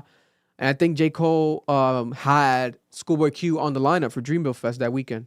So I believe Schoolboy Q performed. So he might have been around. It might have been a triple meeting. It might have been a meeting. SZA was there. It might have been a meeting with Schoolboy Q, Drake, and J. Cole. You know what I'm saying? Who knows? Remember that Drake reached out to Kendrick. That has been rumored. That's what the situation is, to be on First Person Shooter, because he did reach out to him to be on a song. People are saying it's First Person Shooter. So this is such a weird situation, because now if I'm Drake, he might have regretted all this shit. I should have just went on stage with Cole. I should have not even reached out to Kendrick to get him on a song. He think that nothing would have happened after that? He would have prevented the boogeyman from conquering his life right now. What do you think? We're gonna get anything, or no? We're gonna get something in an album, and then it's gonna spark it up again. No, because you wanna know what it is, bro. I really think that line that Kendrick was talking about was about first person shooter. That song don't make no sense to me still to this day. What? Bro, Drake and J. Cole are doing two different things in that song. J. Cole is praising the three of them, and Drake is dissing Kendrick. And then he continues to diss him in the EP with J. Cole on the EP. He's talking about the red button. He's talking about the Kobe Bryant video with Kendrick, Drake calling him that he's not. You're not Kobe to us. So I'm like, bro, why are you doing, like, why is Cole willingly involved in this? Yeah. Why is he walking with this situation, but he's not involved in it fully? Like, he's not also dissing Kendrick. He's praising him instead. It felt so confusing to me. I'm still curious with that 7-minute drill. To me, it still made no sense. Bro, I'm telling you, I really think Drake never told Cole, yo, Kendrick said no, and why he said no. Whatever conversation they had, he never told him. He just said, keep the verse like that. You think Drake was like, oh, he didn't hop on it because of me? I don't think Drake told him that. Drake is probably one of those them fake motherfuckers that be like, oh yeah, he said he don't fuck with you, bro. So that's why, like, you know what I'm saying? He doesn't want to push it on himself. You know what I'm saying? Or he could have just. I think he's just not the type of nigga to tell him straight up, yo, me and this nigga got beef. We've had beef for years. He dubbed my shit. He said he don't fuck with me. I think he kind of lied about it and just let him go along with the situation. I think that he definitely. The reason I also believe Drake was there because it only made perfect sense for him to be there. He was on tour with J. Cole. Last year, he brought out J. Cole for OVO Fest. This is J. Cole's festival, Dreamville Fest. Yeah, they're gonna go up there and do something together. Days after he was on tour with Drake, the biggest song, out at that time for like a year straight, first person shooter, their biggest collaboration, the moment. You would expect them to perform it together. But then the issue lies that same fucking weekend, J. Cole decided to drop the diss to Kendrick. Yeah. So it's like, but here we have Mandy B talking. Shout out to Savon. Hopefully you guys don't copyright us. I'll reach out directly. This is a quick clip from the podcast. Drake was there at Dreamville. Drake had his whole compound because I tried to get some fucking jerk chicken and they was like, we got to feed Drake's compound first. Gotcha. Drake was there. Drake was supposed to go on stage. I think something after switched he said up. that shit, he said, I ain't going up Well, there. yeah, no, I like Cole didn't want to make this, which is his thing, about the beef. And of course, I'm sure they wanted to perform still first person shooter, all those things. However, so Drake canceled his performance. Drake left 30 minutes before Cole went on stage. So that's the thing. Drake. I believe that. And damn. There could be a world where Drake was there and they performed the song and still like don't diss Kendrick. There's a world where that could happen. No, there isn't. It would just look weird. After 7-minute shooter, remember 7 minutes came out. Yeah, 7-minute drill ruined everything. Yeah, no, there's no way this could have happened. Every time you perform that song, you're talking about him now. I'm telling you, bro. They would have to sub Kendrick or something at the end of that performance. Like Drake would have to be like, and fuck that nigga too, some shit. Like he would have to like sub him, but then it would be 2-on-1. I think the Schoolboy Q conversation did happen. Yeah, and I think Schoolboy Q told him, yo, they're gonna bring up mad shit about his life, and we know mad shit about you. And I think he told him, there's been mad beef for years, and you've involved yourself in something that you were never a part of. Because it never felt right. Why was Cole in that beef? What did Cole have to do with this beef? This nigga had nothing to do with this shit, bro. He's been praising the nigga for years. Yeah. What the fuck are we talking about? Why was he in there?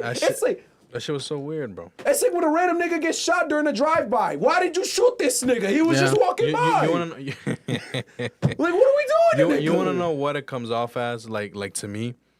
Because of the fact that he's naming himself, part of the top 3. Yeah. He's like, oh, let me remind y'all that if I needed to, I can be in this beef too. You know what I'm saying? That's kind of what it comes off. I don't want to be left out. I hear it, but and instead of being left out, my bad to cut you off, I'm gonna pull myself out. You gotta put the camera on you, nigga. So You I don't spitting. look crazy. Yeah. You know what I'm saying? Well, don't be spitting. Don't put the camera. You gotta put the camera on That's you. the first time I didn't put the camera on me, man. And I think he's right. Like, I think he dropped that middle child bullshit. Mahomes absolutely right. I think he's like, oh, I could compete with these niggas. But I think he saw it as competition. This nigga, Kendrick and Drake were really like personal about this situation from the beginning. So that's why I believe, Vic, what happened in this situation was this. Yeah. Cole told him, yo, I know everything. I'm cool. I don't want to do this. We're not performing first-person shooter. I'm not going to involve myself into this petty shit. I'm going to just go up there and do my music. Drake got mad and left. And I think that's why he gave the whole speech. And I think Schoolboy Q brought up the whole thing about knowing his past, because you notice how he said, it's been 10 years since I changed my life. You know what came out 10 years ago? Forest Hill Drive. You know what he talked about on Forest Hill Drive in Bourne Center before that? Cheating on his girl.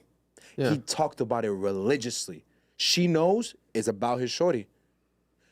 There's another song in Bourne Center about it. And then Forest Hill Drive, like the first half is him cheating on his girl and trying to change his life. I think he already knew, bro.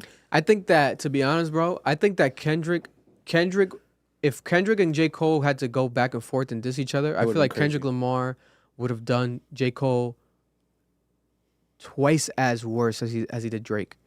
Because I think that he would go into like, because he knows him. He doesn't really know Drake. He knew Drake at a certain time. He knows J. Cole. He would go and be like, nigga, you think you're me? Like, you're worst version of me. Like, you're better than Drake, but you're not better. Still not even better than me. Like, he would go and like, you know, talk about his, like you said, the cheating stuff in the past and just go into that whole jokes. Like, your music makes me sleepy. The folding clothes, you know, your laundry music, your elevator music. He'll flip the fuck out of Kevin's heart. Yeah, he'll go deep. And he knows that J. Cole can go deep too, like as far as like metaphorically and tropical entendre. So that's my that thing. might have been a better battle though. For sure. Than the Drake and Kendrick battle. I feel like yeah. This is my thing though. Right? And you're absolutely right, in my opinion. Let's say you and I start beefing. Yeah. We know each other. I know you've been around if I've done some shady shit, and I know I've been around if you've done. You know what I'm saying? Yeah. Do I really want that type of information out and about, bro? Yeah. You know what I'm saying? Especially because I have kids. You know, do I really want that out and They both about? got kids too, right? And in the internet, bro, that's never gonna get fucking deleted. And I've been trying to change my life for the last 10 years. Like Bro, you said, Marlon's absolutely right, Am bro. I not gonna try to talk to you in person before and then I guess if you don't wanna fuck it, right, let me put it up. But still, it's nobody else's business. So like what's good with it then? Because Kendrick's attitude was, and yo, someone said this on Twitter, 616 in LA. It's a very weird song when you listen to it. It doesn't make sense in the diss, but it does. Kendrick's saying, yo, God forgive me, I'm gonna do something evil. I'm gonna expose this bitch ass nigga. Yeah. But I'm gonna give him the chance to bow down and leave me alone. And Kendrick didn't do it. Yeah. So I fully agree with you. Drake didn't do it. Drake didn't do it, sorry. So Kendrick is the type of nigga, bro. I think he'll approach you and be like, yo, chill out. I don't want to do this to you. I know a lot about you. I'd rather this stay between us. Who, Cole? He said that to Cole. Oh, yeah, okay. Bow out. He did the same thing to Drake publicly. With 616, he told him that in the music. I hate you. But I love you enough as a human being. He said that he respected him in the song. I think that was a song where he was like, I can't believe I have to take out my goat. Yeah. Like that, he said something along those lines. He respects him enough to be like, yo, chill out. I know about your whole crew of snitches, bro. I know everything about you. You gotta stop. I think he did the same thing to Cole. And Cole was like, bro, thank you. I'm leaving. Listen, Kendrick might send that nigga Boss $100,000 and that nigga Boss might spill the beans. Oh my God. Don't put that on Boss, bro. Boss might spill the beans for $100,000. Don't do Boss like that, bro. He might $100,000 in a free Kendrick verse. Boss might spill the beans. Bro, you acting like Boss don't get Cole verses. It's a Kendrick verse though. Bro, it's a Cole verse. Stop it. I don't know, man. We got Boss might spill the beans. Come Sorry, on, you acting sorry to like- put that on your body, Boss. Nah, that's crazy. Don't listen to him, Boss. We But love you. still on this beef real quick, breaking down the analytics that have happened with the biggest song in the world this year, the Kendrick Lamar diss track that people are saying and now has Drake looking like he's never looked before. He's beating Drake at his own game. So this is the actual analytics I've from my own calculations, right? Worldwide and across all platforms, it seems to be about 300 plus million streams so far the song's had, right? Money-wise, just from the music, technically, if we're talking about straight revenue that's come in from that song, is about $1.5 million. It's estimated, right? This is like a rough Which song? estimation. The Not Like Us. Not like us. They not like us. These are the records that it broke In streaming. in streaming. How about just YouTube? I included YouTube as just streaming. But then technically the monetization is higher. But I just included it as by the numbers because Okay. it was like 40 million on YouTube, something like that. I think it's like 50 mil now. Wow. So I included Let me that as check. like a streaming. But technically he is right because the monetization on that would be higher. It would. But then if it's a song, we don't know because obviously we just drop videos. If you drop a song on YouTube, you might get double. Not like us, No, it's 50 it's mil still now. the same concept with views. It's still the same concept. From what I understand, So you just get paid the money. You don't get streaming money because it's YouTube Music is a streaming services. So I think you get double the money, or maybe not. Because think about it. Remember, you know how artists drop songs on their YouTube, but then some songs be on like their other YouTube. That's just songs. It's like a Yeah. weird YouTube. Uh-huh, That's just weird. Yeah. No one ever talks about that. It's like a subliminal, Like a burner YouTube. like a account. burner YouTube that every artist just has by default if you're on a label. It's to stream things. Everyone does it. You know, streamers do it. Streamers will have other channels like video game streamers, Kaisanet. They do like their main subscription channel and then a side channel where they put abbreviated clips. Oh no, yeah, but this one feels different. This feels like it's not them that's made it. Like I think Isaiah, I think has one, but he never made it. He said it just happened. Like I think when you upload the streaming, the YouTube streaming says if it's a song by itself, it just does that. Oh, that's weird. So it's like a weird thing. I think it's literally just like if you look it up, it's like Russ Music, like whatever artist is the artist name, then music next to it. It's a weird thing. It's the streams. The fastest song to pass that, it did that in 9 days, in just about a week, 100 million streams. The most single day streams for a rap song ever, with 13.1 million. The most song streams in a week by a rapper, with 81.2 million. And the first rap song to debut at number 1 with a 5-day tracking week, right? The song wasn't out a full week. In 5 days, it racked up to go to number 1. It didn't need the full week cycle. Because remember, it dropped on a Sunday. That's Saturday. We were reacted to it on Saturday. Oh, because Sunday was the Heart, part 6? Mm-hmm. So it's dropped on a Saturday. So it was Saturday, Sunday, Monday, Tuesday, Wednesday. That's where the week ends for music when they calculate on Billboard on that Wednesday. Oh man, that's crazy. What a weekend, bro! Boy, that's a historic weekend. That shit was amazing. And then the strongest solo rap song to chart on Billboard in the 2020s. They're saying. I don't know what strongest means. That might have been a typo. But yeah, Not Like Us is still taking over the world. We got the Kids Bop version that people are playing. We got people walking around making their own music videos. Shout out to Steezy. I thought Kids Bop was dead, bro. I think it might be a fake. It has to be a fan, man. Because like I didn't look it up on YouTube That's a yet. grown man. Yeah. No, Kids Bop. Oh yeah, Kids Bop. That's a grown man. Kids Bop is kids. Yeah. Oh, and that's it's like 50 of them. Yeah, it's 50 of them. You know what I'm rapping. Might have been someone just trolling then. Let me ask you a question. Have you seen the stream payouts for that song? They estimated them out. Not Like Us? I just said it. I calculated it. How much? Because Was people did it for 1 week. For 1 week, it was like 280,000 or some shit. But overall, that was just on one platform. Because it didn't calculate. Because you try to calculate Apple Music and shit, it's not public. Apple Music keeps this shit like private. It's weird. So what I did was basically not double Spotify, kind of double it, but then lessen it. Because obviously there's less people on Apple Music than on Spotify. Mm-hmm. So I think Spotify was like 125 million. So I put like 100 million for Apple Music. Let's say 90. Overall, with YouTube and everything, is like around 300 million. And then you estimate it by just a standard rate of the Spotify rate, which doesn't include Tidal's rate, because Tidal's rate is way higher. Who really uses Tidal? It's $1.5 million overall. That's fucking insane that it's that low. But then it shows you, it also shows you that streaming, bro, record labels are robbing artists. Because if each streaming counted for a sale, imagine that. Not even that, less than that. Because that's streaming, bro, that's just streaming. 1.5 million, and there's 300 million streams. Imagine if just 1.5 million people bought the song at $1. You get 1.5 million. Now let's triple that. Let's quadruple that. That should be the real numbers. There's something going on in the music industry with this fucking streaming services. These record labels are dicking these artists, and no one's talking about it other than us. But here's my thing. So let's talk about Edwin, this. if you're watching and you keep texting me, there's no adapter. We've looked everywhere. There's no adapter. You're gonna have to buy another one. I'm sorry, buddy. Continue. I want to connect this comment because when I heard that number and then I saw what happened recently, I'm like, wow, this is very interesting. And Joe Budden's crystal ball keeps coming true as things go on. The streaming platforms are combining to make bundled services. Yeah. Oh, yeah, I saw your post about that. So I've been saying this since 2017. This system sucks. The subscription system sucks. It makes no sense. Like when I studied economics, when you look at it Are you economically, talking about shows? Netflix, HBO. I'll find it Hulu. exactly right now. You're right. So they all bundled together a few of them, and they're now being provided on cable companies through certain providers. And when I found it funny, I'm like, bro, this is what I've been saying. Realistically, it's how it should have always been.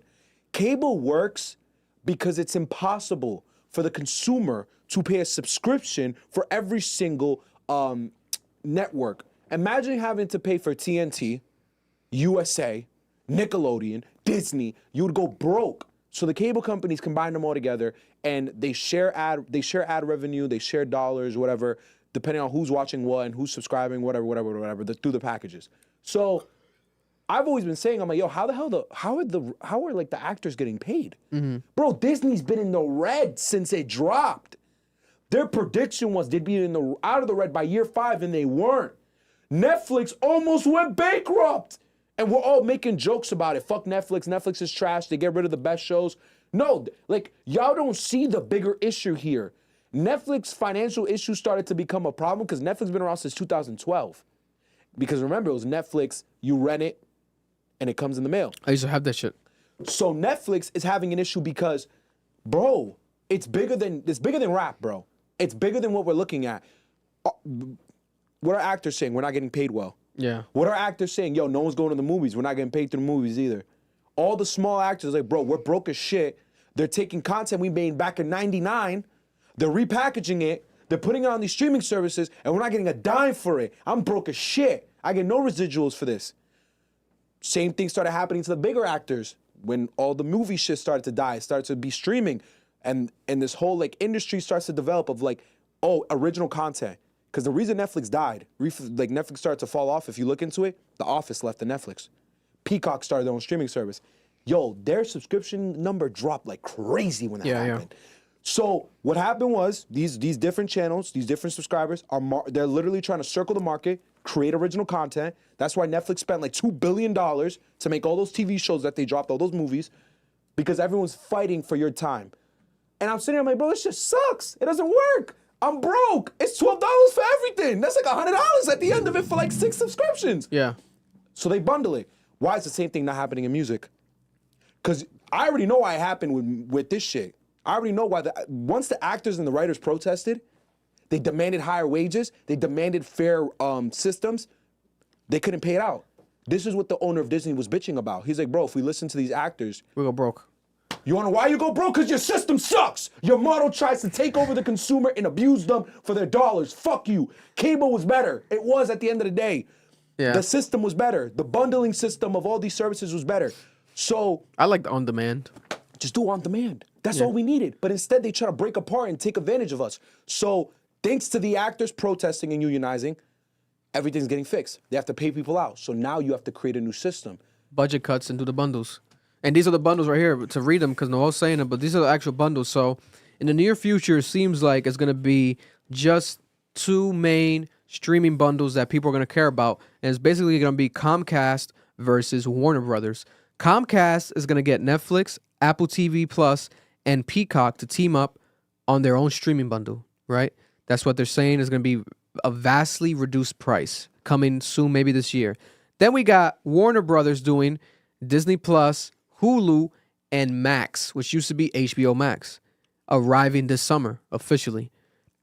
That's crazy. That's crazy. I didn't even know that. I thought it was just one major bundle happening. I didn't know it was 2 major bundles. 2 major bundles. So Vic, this is my question for you, bro. Why is this not happening in the music industry? Joe Budden said it and we didn't listen.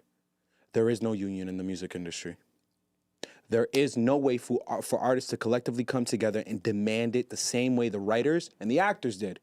So now you get to get butt fucked by these labels, by Apple, by Spotify, by everyone, because what's gonna happen? Are y'all gonna unionize and demand higher fucking payments? No. Bro, back in the day, niggas was getting $1 for a single, bro. You got a subscription fee that's $6.99. How the fuck do you split $6.99? How do you do that? They got a name they're saying for the Peacock, Netflix, Apple TV Plus one has a name. They say it's gonna be called Stream Saver.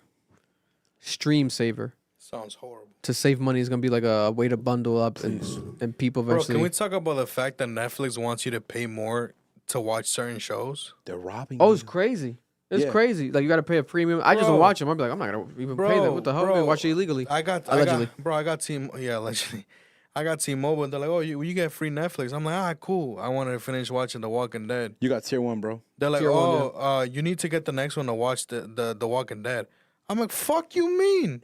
Fuck you mean? There's other shit that I can watch. Why can't I watch The Walking Dead? And that shit. The hot shows you need to pay for high tiers. It's ridiculous. Fucking crazy. But again, because we refuse to participate in the system, and now the actors have protested and demanded higher wages, everything is changing. Bro, we need to do something about music. Yeah, that's true. This shit is bad. And staying in music, real quick, we have Cardi B, right? Cardi B is in a situation that needs to be analyzed, right? It's one of the craziest situations that I feel like no one really is talking about as much as it should in the music industry right now, and it's Cardi B's career, right? Remember, Cardi B dropped Invasion of Privacy, her debut album, 6 years ago in 2018, which sold over 10 million copies worldwide, basically a diamond album, and we haven't gotten an album since, right? This is one of the biggest female artists of all time, but she only has one project.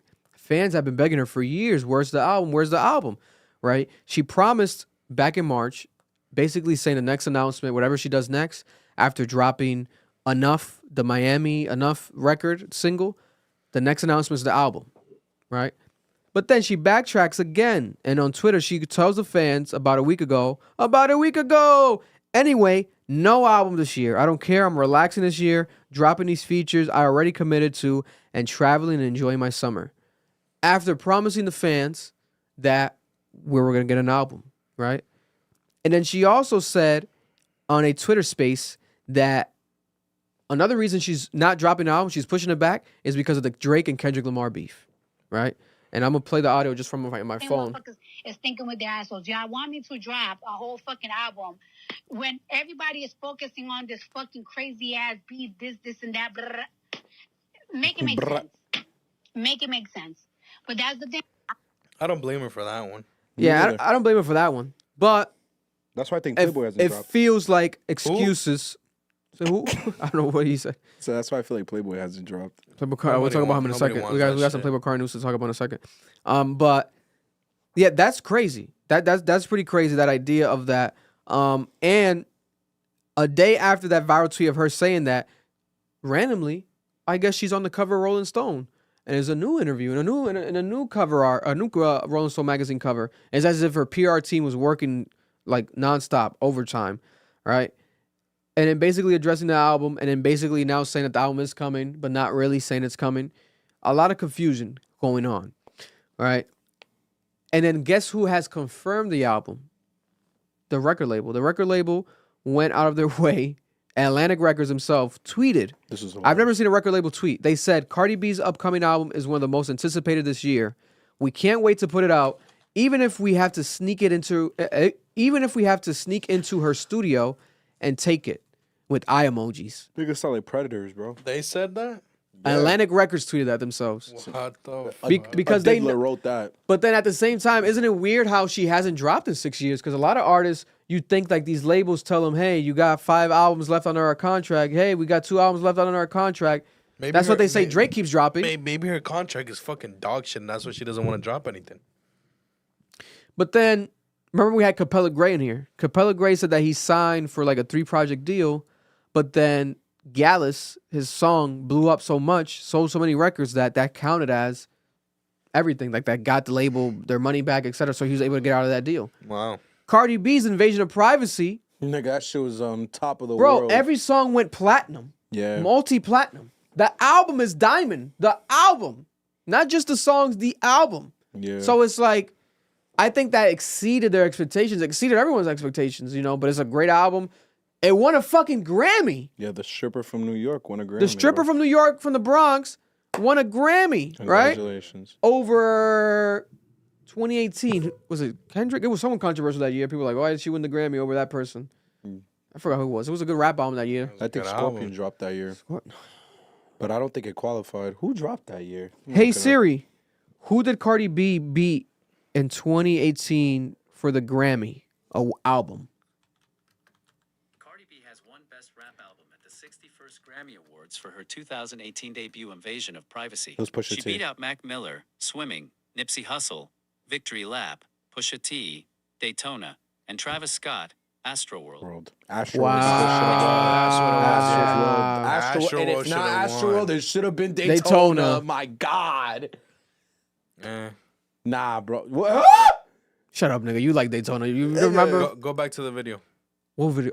Oh, the reaction? Yeah. No, I think you're talking about the other one. I said it was alright. No, you're talking about the other one. You're talking about the crack one, bro. That was kind of crack album title cover too, kind of, no? No, that was the Whitney Isn't Houston one. Daytona the one that has like 6 tracks? Yeah, seven. It was all Kanye produced. Bro, that's one of the. I think you like that. Nah, bro. I'm Nah, gonna that's go a back to the classic- video. That's a classic album. I think the reason one you didn't like you were kind of like, the one with Don Toliver and people on it. No, I like that one. Oh, you're a not hater then. like fully, but like I guess you weren't a part of the games we played. motherfucker, stop acting like we weren't. If you know, blasting you know. Pusha T at No, your if house. you know, you know. If you know, you know. Oh yeah, I love Pusha T. But yeah, this is crazy. Cardi B's career. I think that she really is scared to drop. I think that the record label knows that they cannot meet those numbers that they had last time. It's impossible, right? And then we got other female rappers dropping. Her main competition. Remember, Kanye West said that Cardi B was created by record labels to replace Nicki Minaj because Nicki Minaj was so much of the market share in record labels, in the music industry as a female rapper, that no other female rapper could compete. Then when they saw that Cardi B had a chance, they put all their money towards Cardi B. That's what Kanye West said, right? And she was like a manipulative machine. That random video. Yeah, that leaked documentary footage, right? And he was ranting saying that, right? Yeah. But then Nicki Minaj dropped last year. Successful album. We like that album. Great album. That's a good album. And then the tour, Nicki Minaj's tour, confirmed as of last week, officially fully sold out. Her whole tour, an American dates, national tour, fully sold out. And internationally, that's going to sell out. That's Nicki Minaj. So her success, you know, Cardi B's album was supposed to drop when around the time Nicki Minaj was supposed to drop. I think that they're just scared of the competition. Cardi B needs to embrace failure. It's okay to fail. What's your failure? Your album doesn't do that well. Drop another one next year. That's it. Get better. But you're the same rapper, which I love. I love Cardi B, but she also tells people, I'm not passionate. Like I'm not trying to be the best rapper. Like she looks at this as a job for money. Yeah, she's always said that. Oh, she's yeah, like, she I'm not a did rapper. say I that, did this to get Yeah, out the remember hood. she said that. Yeah, I feel she like said, I did this to get out she the should hood. at least drop like a mixtape. What was that mixtape she dropped that was mad hard, bro? I'm surprised they haven't dropped like a mixtape or an EP. You wanna know why I think nothing dropped? Red blood, whatever the hell it was called. But you wanna know why I think nothing dropped? Because that Smoke the Perp freestyle, the one that sounded like Smoke the Perp, that shit has. Yo, I always fuck up niggas' names. you are a king of gem. it. This guy's hilarious. Ski Master Slum God. This nigga just said smoke the perp. I don't know who that nigga is. But I'll be real with you, I know exactly what I was talking about too. Smoke perp. I could hear the This song nigga in my head. smoke the perp. He makes smoke perp. Yo. And Ski Master Slum God. He says smoke the perp. I've done this in basketball too. I'm not gonna lie to you. I've done it. That's everything. amazing. I do it with politics. I do it with everything. My Yo, brain just smoke cooked. the perp. Like, I But never you heard know, nothing like that in my life. I could hear the dum dum dum dum stupid ass fucking beat. Yo, nigga. Yo. No bullshit. When that backlash happened, Yeah, because we compared it. yo, that scared the fuck out of her. Cause that shit was trending for What song was it? days. I feel like a Gucci ad lib. Yeah, Right. I think X is on that song. I'm not sure. No, I think no, that's no, a no. feature. He doesn't have a feature? No. It might. I think that's the Lyrical Lemonade song. It the, is. the first music video that blew up Cole Bennett, basically, and It Ski was his Master biggest Slum song. God. Like, that music video blew him up. Like, that was the one we had like the crazy visual effects. Water. Shout out to Ski Master Slum God. That scared the shit out of her. Yeah. I think that, I don't know. I think the song's good, right? But think about it. Right now, off the top of your heads, how does it go? The last Nicki Minaj, the last Cardi B song. Oh, I only know the beat. No, it's not that one. No, it is this one. Is that one? 'Cause all I know is it sounds just like this. Line. That's all I know. Miami Man's line. I feel like a Gucci ad-lib. Bro. You want to hear how much it sounds like it? Play the song. It's a little bit. For disgusting. Like 2 seconds. Yeah, because we don't want her to copyright The us. Cardi B. Enough. I should copyright this for sure out of spite, just for because people are speaking their own mind. Chill, we're from the same. Nah, bro, she don't care. We from the East Coast, girl, and we somos dominicano aquí, aportándote. Yo, we saw you when you was out there In doing your Providence, thing on shaking Broad ass in Street. Providence. You know, How's with it not? respectfully, How's it Offset. not? Here it More is, quick. respectfully. So, nigga, they dropped 4 versions of it. Oh, they're desperate. Yeah, but I feel like everyone does that now because of They're TikTok. doing that shit now, yeah. Yeah, they've been doing that now for like 2 years. But If someone else is doing it for them, why not? yeah, it sounds. It's literally the same beat. It's the same beat. But how's it go though? I'm scared. That's not the enough though. That's the one before enough. This is the one. Play enough though. Her last single. You That's talking- you that's talking about before the one last that's like a single. freestyle? That's the That's the freestyle one freestyle. that That's she what was I'm like kind of talking naked in the video. Yeah, that's the one people were comparing Yeah, it to. but now play her recent single because that one didn't kind of work. I guess people didn't fuck The with it one too that much. is Foot on neck. You talking about that one? why Can't is breathe. there 30 versions of it? That's what you're talking about? And my ops linking up. Yeah. What? Yeah, I like this one. My op linking up. I'm like, what in the fuck? Okay, you Yeah. can stop it. Now I know it. I like But that one. reminds me of Up. The And song it's she dropped up before. and it's it's stuck. up and it's up and it's stuck. If it's up and it's stuck. I like this one more than Up. I kind of do too. But it's sped up. I think the song's doing decent. I don't know how successful they want it to be, but it's not doing like crazy numbers, you know. But it's our most streamed song. Call it a freestyle though. No, that's not the freestyle one. That's the single. So the one he played before that sounds like Ski Mask of some guys, the freestyle Oh one. yes.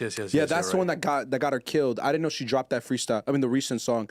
That shit, it's the safest song I ever heard in my life.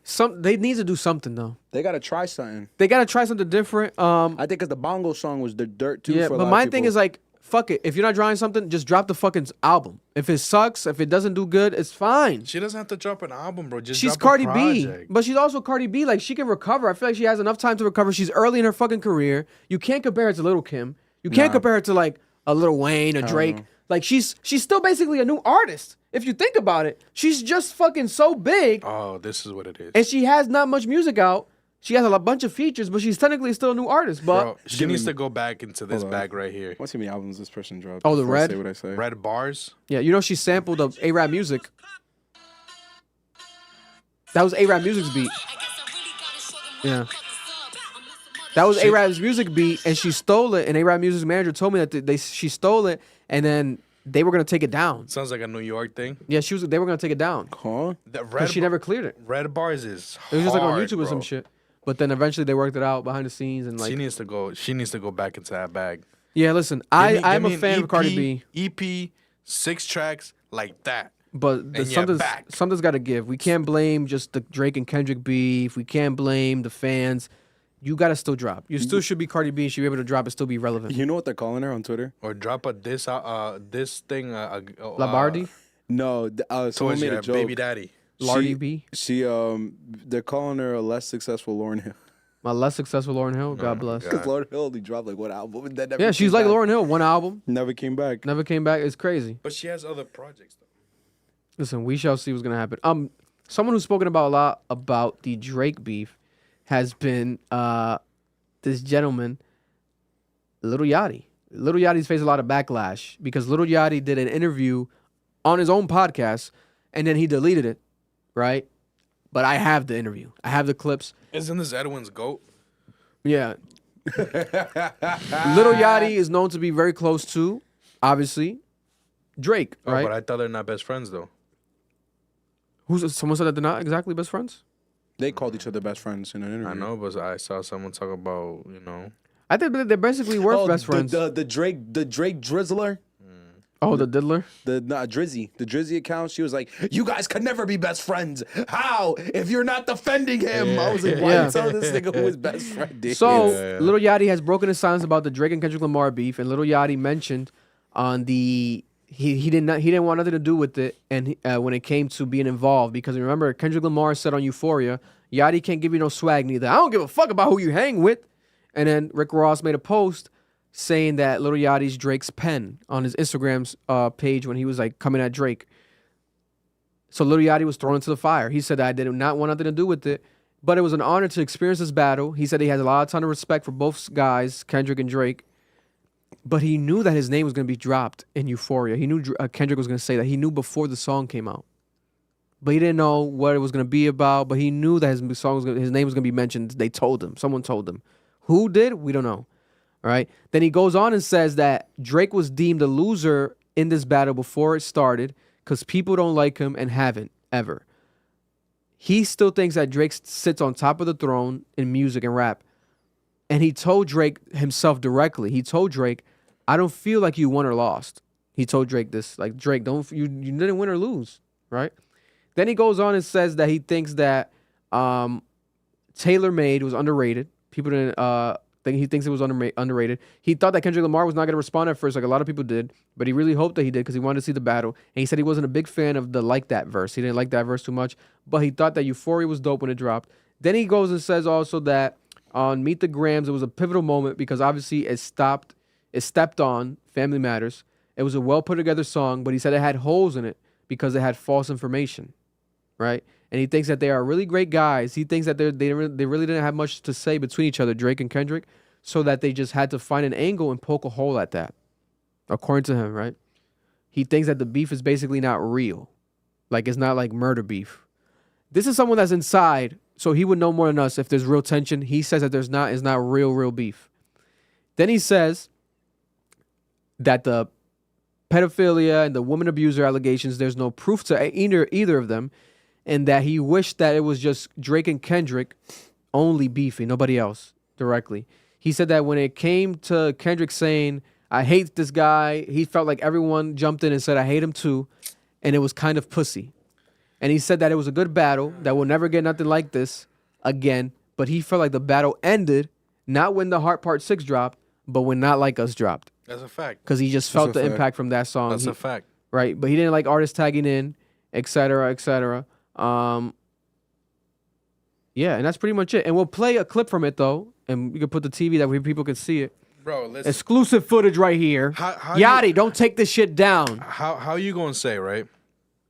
How you gonna say, I feel like people hate Drake, this and that, blah, blah, blah, they always have. If that was the case, he wouldn't be where the fuck he's at right now. Yeah, so that was my argument. Like, the idea that the hate for Drake was so strong that all Kendrick had to do was make a good diss song and he'd win is ridiculous. That's stupid. Drake's fan base is way too large for that type of... Like, at the end of the day, there were going to be Drake haters, Kendrick stans, and Drake stans. The goal was to never win any of them. It was to win everyone in the middle. Yeah. The real hip-hop fans. Because it's people like you who are playing the song. Yeah. Real hip-hop fans. People like us, real hip-hop fans. People on the internet, some of them are real hip-hop fans. It's not for the glazers. Bro, Drake fans are still defending him right now. Mm-hmm. They still are, unfortunately. Bro, listen. Both sides are kind of going crazy. I can tell you this, right? I can tell you this. Not kind of, they still are. People were calling me a Drake hater and shit. I put money, bro. You can go through my phone and you're going to find more Drake songs in my phone than Kendrick. Me too. You know what I'm saying? To Drake more than Kendrick. I love both artists. I just wanted Drake to get humbled. But at the same time, Drake has more songs than Kendrick. 100%. That's also valid. It's like, 100%. who's to say that if Kendrick Lamar wasn't more consistent, he'd be bigger than Drake? Because when he does drop, he does do crazy numbers. Today's generation doesn't like Kendrick's type of music, bro. I still think Kendrick can make that type of music. He Not like us. Yeah. No, he can. Loyalty. It's a banger. It's gonna suck. But New Freezer. This goes back to Mos Def's point. Family Ties. We can keep naming them. Drake is low-key elevator music. Some of the music is elevator music. It's background music. Like his music you hear in the background when you're chilling. I do think that right now, though, whatever Drake drops that's next. the thing, you'd have to dissect it. Whatever Drake drops next, I'm telling you from this point forward, it has to be the best music of his life. Summer vibes. No, it has to be vibes. It has to be the best music. Vibing music. Even if it's summer vibes, it still has to be better than all the other summer vibes. He has to do like it can't be passion. Was it passion fruit? Mm-hmm. It has to be better. Can he do another passion fruit? Another controller? It has to be that. Because bro, your back's against the wall. I feel like he feels the pressure. He's been quiet on social media, surprisingly. Mr. Twitter finger disser has become Mr. IG story poster, which is crazy to me. Like at this point, I'm pretty sure he's invested into Instagram or Facebook as a company, equity, something because stocks. Because he only posts on there. Like, you're Drake. At this point, nigga, create your own fucking app. But here's Lil Yachty talking. one of Marlone's arch nemesis. Kendrick clearly had a lot more animosity, and you felt it in every song that he dropped. He's not wrong. Kendrick had more animosity. Because Drake dropped great records. But also, let's be fair, Drake was deemed a loser in this battle before it started because people don't like him and haven't. And he's won for a very long time.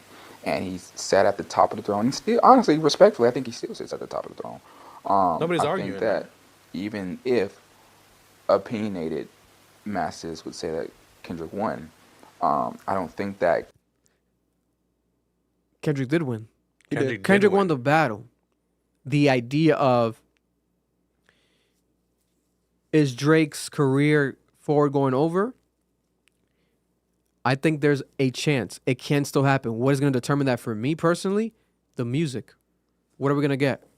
If this is the worst Drake music, if like it needs to live up to like, if you're going to rush to drop something, it needs to make sense. Yeah. I'm not worried about Kendrick. That next Kendrick album is going to be a classic. I already know it. Imagine I don't got to this. hear it. Because he's always going to wait. Imagine this. And he can wait. They say fuck going track for track. They start going fucking project for project. Album for album.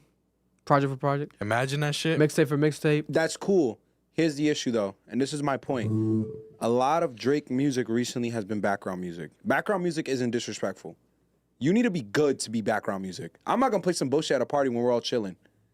That's not not the world. What's that? Like, a good example probably is that, what's that, Search and Rescue? Yeah, that's good background music. How's it go? I need someone to listen to me. Some bullshit like that, yeah. Which was extremely successful, and I didn't like that it was successful. Oh, I like that song. But it's background But I didn't like it music. like that, bro. I'm like, that song was like #1 in the country, some shit like that. I need someone to be patient with me. Someone to get money to patient with me. Yeah. And I want to say, I like that song. but it's that a song with the Kim K shit in it. Yeah, Dale, Mami. Background music. I like that song. I feel like, nigga, we can make a better song than that, though. We could. But there's Drake songs it was very, that shut the room down. Shot for Me, Controller, Passion Fruit. Yeah. There's music that would stop everyone. Old shit. Not just his old shit. There's been recent shit where it's going to stop the entire room. And they're going to sing along because they feel the music. If you don't give me that, if I don't get that shit from him, he's cooked. I'm going to be honest with you, bro. With Drake, album-wise, hold up, because imagine an album just background music. That's just not going to last, bro. For me, bro, when it comes down to Drake, the last album where I can tell you, I'm like, yo, like, I love the whole album and shit like that, and like everything. The one before Scorpion. More Life. More Life. That's the one before Scorpion. Ever since then, there's been mad skips on his stuff. And even there, that's where quote unquote the Drake fall off happened because that album was a playlist. Yeah. So he got into that bag of like, I'm gonna stop satisfying people and make these conceptual albums. I'm gonna do playlist albums. Started with More Life. More Life. Then Scorpion. Amazing. Then CLB. Views. Then For All the Dogs. Amazing. What a Time to Be Alive. Amazing. If you're reading This Is Too Late. Amazing. Classic. I think it's a classic album. Nothing Was the Same. Amazing. Take Care. Classic album. Amazing. Classic album. Thank Me Later. Classic Great. album. So Far Gone. Classic. Great. Play Fire Desire right now. I will stop potting. I will stop potting. I promise you I'll stop potting. After More Life, for me, it was like, cool. Like, I like them and shit like that, but like, and don't get me wrong, it doesn't get me in my feelings. Yeah, like don't get me wrong. Did, CLB and For All the Dogs, they have songs on there that like no, they do are crazy, but it's not the whole album. Yeah, Scary Hours too, but I feel like the way that Scary Hours was rolled out. Yeah, it was either I feel like he dropped it too soon to the project.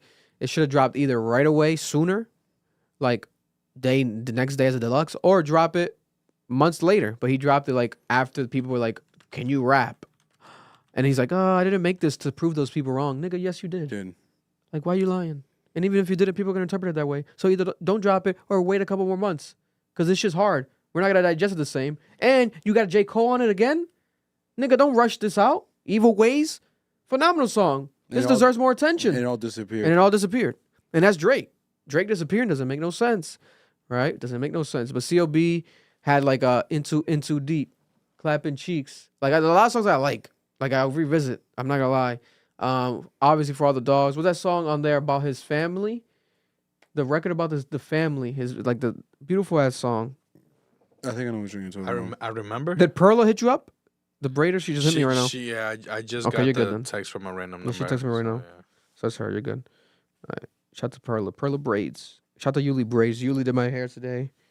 Yeah. You know what I'm saying? Sorry, Yuli. I'm gonna have to because you can't do it. Yeah, Yuli be booked and busy. Sorry. Do we count her loss? Look, Edwin's like, what's going on with Yachty? I just got on. Relax, buddy. Edwin, we can't find the charger adapter. Buy one. Amazon, $10. Bro, you mentioned Yachty and this motherfucker gets summoned. Oh no, yeah, this is It's crazy. crazy. He's a little boater. And then he'll deny it. He's a little boater. He's a He little woke boater. up, bro. He's and he on a felt little it. boat right now, sleeping. He felt it, bro. It's crazy. Crazy. You know what I'm saying? My boy on a kayak. He got neck on a yacht. You know what I'm saying? Shout out to Gunna. Yo. Certified Lover Boy. You know what I think Drake might do next? I was thinking about it yesterday. He might drop like a Dark Lane demo tapes too.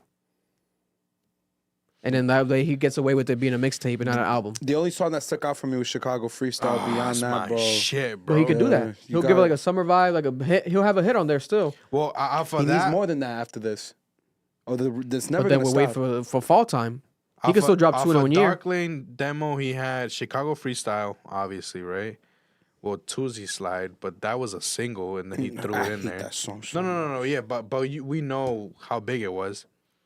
And then other than that, Now COB, I hate fucking War. fans. Everyone said that War shit is was from good. Apple. I hate I Miss You Too with Kid Cudi. I hate War was a I moment. Miss You Too song. is good. I hate it now. I Miss You Too? Yeah, like I used to like it back then, Nah, but I now like I replayed it recently. I'm like, I don't need this song. Kid Cudi and Drake can do a way better collaboration. That shit was like rushed. TSU. And then what's the last? Okay, because the thing is, For All the Dogs is mixed with Scary Hours. 79, 69 Sansa. I like that one. Fountains with Thames. is But the good. one I was talking about, I was trying to find. Why can't I find it? The one about like his being young. No, isn't it Polar Opposites? No. Edwin said it's Away From Home. Yes, is Away From Home. I can't find it though. Where is it? I haven't heard that album in like months, so God bless. I can't find it on the track list. But it's Away From Home. Yes, Away From Home. Yeah, second to last song. Track number 22. I love that song by Drake. I think it's a classic Drake song. But continuing with Yachty. You know, people are going to stop listening to Drake, and like Drake's career is going to like flush, you know.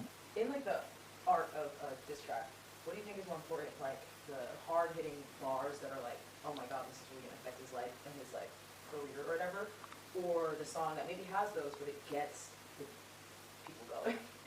There's no rules. There's no. And real quick, also, this is a more context. Yachty usually does his podcast with his co-host Mitch. Shout out to Mitch. Dope podcast. They're in his room, Yachty's bedroom with his crazy expensive ass couch that looks like some shit from like a different world. That's not in his house though. No, so this is on tour. That's in a hotel room. He's on tour right now, and like in Germany somewhere with Mitch and stuff. So he did the tour in America already. I think top of the year / last year, but now he's doing the international tour, foreign tour. So he's on tour, and there's a woman asking him questions, which seems to be his friend. Sounds like a producer, maybe a white woman, maybe. It said producer. Yeah, so it's interviewing him. So there's like a more interviewer style. His podcast, I never liked this, right? Which was shocking. I'm like, oh, this is dope. But I like that he put it out because it's like, might as well, bro, platform your opinion. But then to delete it, and then he deleted it off of Twitter too. God bless. But here we have the rest of the clip. No rules, and it's not like No it's rules not in like rap, he the says. NCAA March Madness, you know, where you have it's been the same way. Every rap battle has been scored and handled a little differently, and it's not officiated. You know, this seems like the most officiated beef as far as like when it comes to like winner ish. But I said to Drake, I told him I feel like I don't feel like you won or lost. You know, I don't feel like rappers have lost and then lost everything. like maybe not lost their money, but like yeah, like you know what I'm saying, and like it just was never looked at the same. I don't think that this has happened to Drake. I think Drake will still be in everyone's rap Spotify at the end of the year, at the top. I think he can still drop hits and it will still hit Control the Summer. I think that Kendrick made very smart moves, you know, and I don't think Drake would disagree. I don't think Drake would disagree, which hints at he knows that Drake feels that way. That Kendrick made very smart moves. That he was outmoved by Drake, by Kendrick. Drake might be in the room with a gun, telling him what to say, out of camera. And this was actually, I think that this podcast is co-owned or co-produced by Full Send, the Full Send team, the Nelk Boys. So like they co-produce. That's why they do like a lot of memes. They do texts and they show the random screenshots. So they showed that screenshot real quick. of the Drake post, Summer Vibes vibe. And then let's another clip we could play real quick of Yachty. Just going out doing bad blood on their name, or like not selling out arenas, or not like at the top of the game. They both at the top of their game, and they both have been since the beginning of their career. So it's like they had to find an angle each that either one felt was most aggressive, and they just had to both poke at them. And they didn't have much on each other, you know. So they found one was pedophilia, and then one was you know, an abuser, you know, a woman abuser. So, and they just both kind of poked at him. Extreme accusations, absolutely, which there's no proof to either one. But it's beef, right? But how do you feel about all the outsiders, not like fan spectators, but other artists, not chiming in, like dissing Drake? Yeah. I think Drake's dealt with that type of shit since the beginning of time, and he's always not truly been liked. It was unfortunate. I really did wish it was only Drake and Kendrick. It just kind of seemed like when Kendrick came out, it was like, I hate this nigga. Everyone finally was like, this is my chance. Say, I hate him too, you know, and it was kind of just like a bunch of people, which is kind of pussy. It was a really good battle, you know, and I think that we'll never, ever, ever get something like that again. Definitely won't. Definitely won't. How do you think that's? Well, I think it's over. I think it ended. I think it ended with, not like us, man. It's shit banging. I think there's always a pivotal shit banging. Come on, bro. Shit banging. Moment, like a moment that's most remembered from beefs, you know, and it's different in every situation. And in this one, it'll definitely be not like us, you know. That song is the one that'll live, you know. And I hope that one day in the near future, you know, these two guys can come laugh about it, you know, when they're old and gray and extremely dirt rich, both billionaires. They can come and laugh about it and move forward. And that's what I wish, right? That they can come together, move forward, etc. But will it happen? It doesn't seem like it really will. Unless, who knows, they are grown adults. Opinions do change. But two key takeaways real quick, right? One, could it have been that Drake told him, hey, the battle's not over. I still got smoke. Delete that interview. He deleted the interview, right? That could be the case. Because the way he's talking about is like as if he knows that it's over. Like, it ended with Not Like Us, blah, blah. Maybe Drake's like, hey, actually, I got more smoke, bro. It's coming for Kendrick. This is not over yet. Delete that. We still got more back and forth coming. That was just round one, like I said before, right? And then also when he says that people were coming at him, right? Joining Drake coming at Yachty? coming at Drake. Yachty said that people are tagging in, right? That could be another reason he deleted, because who tagged in? Future, Metro Boomin. Where are they from? Atlanta. Where's Lil Yachty from? Atlanta. They work with Yachty. They're friends with Yachty. So maybe Yachty didn't think about it, and he's like, damn, that looks like I'm dissing Future and Metro. Because who else tagged in that he can call pussy? He could have deleted. Rick Ross? He could have deleted. I think he's kind of cool, Rick Ross. He could have deleted that part and just left the whole shit up, though. He didn't think straight. He probably was like, fuck it, let's just press delete on everything. And hope that it's a vibe on Twitter that didn't capture it. So you're their problem. Yo, Vic is a villain, bro, because no bullshit. You're their problem. This interview is fucking terrible. He fucked up. I think this is the key fuck up part. This part. Now I think about it more. This part. Really, like, Feed should have never released this, because Vic is right. You hear it, it's clear. It sounds like Yachty is confirming Drake is done. If I'm just going off this interview, Yachty and him are supposed to be best friends. They always hang out. Perception. Yeah. No, they actually said it. Like, in their interview, when they both were in that co-interview, they were but oh, I'm saying like the fan perception, he's fucking with it by doing this interview. And he's basically saying, yo, this nigga's cooked, bro. He already acknowledged it. He lost. This is the L. No, go ahead. Keep going. And this is my second thing. With what you said, he looks like he's dissing Atlanta. Yeah. The moment he says niggas grouped in together, shit was weird. Future. Yeah, bro. It's Metro, Future, who else? Am I missing Weekend, ASAP Rocky, and Rick Ross. But the thing is, who initiated it? Stop. Who initiated it? Like, let's be real. It was Future and Metro. It looks like you're dissing these niggas. And don't get me wrong, it doesn't look pussy, but for him to say that they look pussy, we're not rappers. He's a rapper. The Weeknd and them niggas can just diss this nigga Yachty. Yeah. And they're done. Nav is closer. It's cool with Yachty. Yeah, Nav too. Atlanta could shut this shit down for him. So Yachty, I think that might have been the whole main shit, bro. I'm not gonna lie to you. I think that was that. You want to know what I found crazy too, though? He's over here sitting down talking about, oh, you know, I told Drake, you know, you're still at the top. Like, you didn't win or lose this, and that, blah, blah, blah. But then he gets asked, right? He's like, oh, so like, when did it finish? Oh, I finished with Not Like Us. Not Like Us, man. That shit banging. So That's crazy. So how can you interpret that? Yeah. Yeah. You see what I'm saying? Giving him that praise, like, and you're supposed to be Drake's friend, bro. Drake hit him up. Come on, bro. Drake hit him up. Bro. I agree with you. Drake hit him It up. was a short interview, like 27 minutes long. Drake probably saw the whole shit. Like, cause I think Drake fucks with the Mitch. Like, I think Drake probably watches that podcast. Remember, that was a podcast that went viral because he interviewed J. Cole.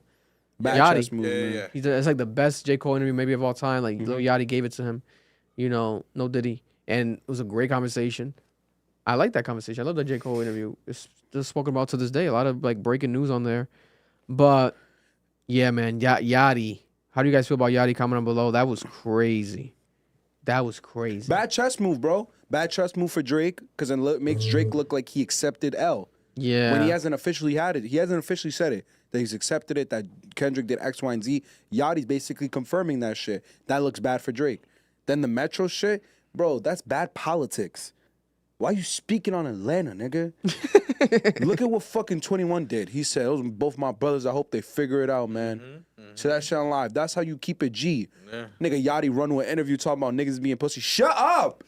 Stop glazing, nigga. Damn, what are you doing? And I hate you can burn bridges so easily. I hate the fact that he's gaining relevance because of this shit too. Nigga. He hates this nigga. No, bro, because it's like, what the fuck is he adding to it, bro? Yo, look at this tweet. I didn't see this tweet. Someone put this tweet as like a thing for me, like not for me, but like over a quote retweet over my tweet about the Yachty interview. I'm gonna put it on the screen. Look at this. This is fucking hilarious. This is hilarious. I did not see this. This was a viral tweet. Bro, because that tweet I put, bro, of Yachty's interview has, look at 15 million views. That's crazy. Look at the quote retweet. Oh, what's going on there? I saw that. That's Yachty on Drake. They sent us Yachty on Drake. I've never seen a pup like this. Bro, I seen that shit. I was dying, What bro. the hell? I thought you saw that shit, Vic. That shit had me screaming, bro. What the hell? You know what it is? Damn, he fucked up. You know what it is that you have to have so much motion to prefer to do that than your foot, bro? My Nigga's God. ass is stronger than his foot. Bro, come on. Where's the back and forth? Oh, this is the back and forth with the fan, right? So this is a fan page, Drizzy's. I might be a female. Or That maybe is a female. She's confirmed it. Okay, so it's a female, because sometimes they put a female avatar, but it's really a man. She said, in response, she said, man, get the fuck off that with that BS. I simply reposted it. Wait, no, where did it start? It Okay. started with her posting it. Yeah, he added her randomly. He added her randomly because he saw her post about it. No, there's a tweet before that. I could find it. Damn. Oh, maybe right here. I think I got it all. Yeah, so she posted, because, mind you, they deleted the interview. But two reasons I felt comfortable posting the interview clips was, one, it was on Twitter. So now, technically, like when something's fully on Twitter, the full podcast is on Twitter, you can clip it up and post it on Twitter because it's on Twitter. It's already on Twitter. Second, they were promoting the interview. They had a clip, a social media clip that they posted, right? But remember, the Lil Yachty podcast is produced by Nelk Boys Full Send. I don't think Yachty posted this promotional clip. This promotional clip was talking about the beef. It was a shorter clip. It was like 40 seconds. It's not as long as my clips. She reposted that clip and said, you are absolutely shameless, Yachty. This is a big Drake fan page, right? Stan page at this point. Loyalty is priceless, and that's all I need. Quoting Drake, right?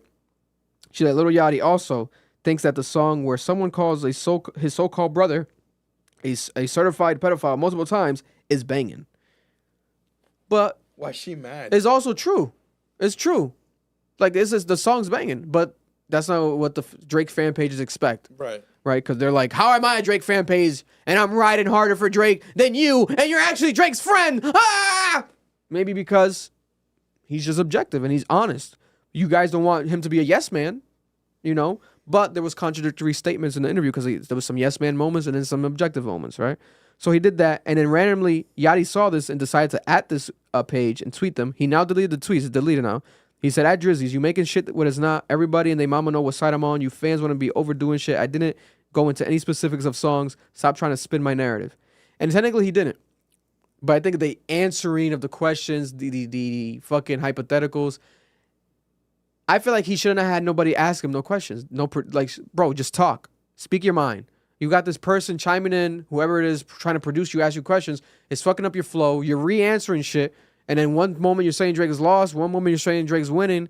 It's confusing, right? And then this fan page goes off and says, man, fuck off my face with that BS.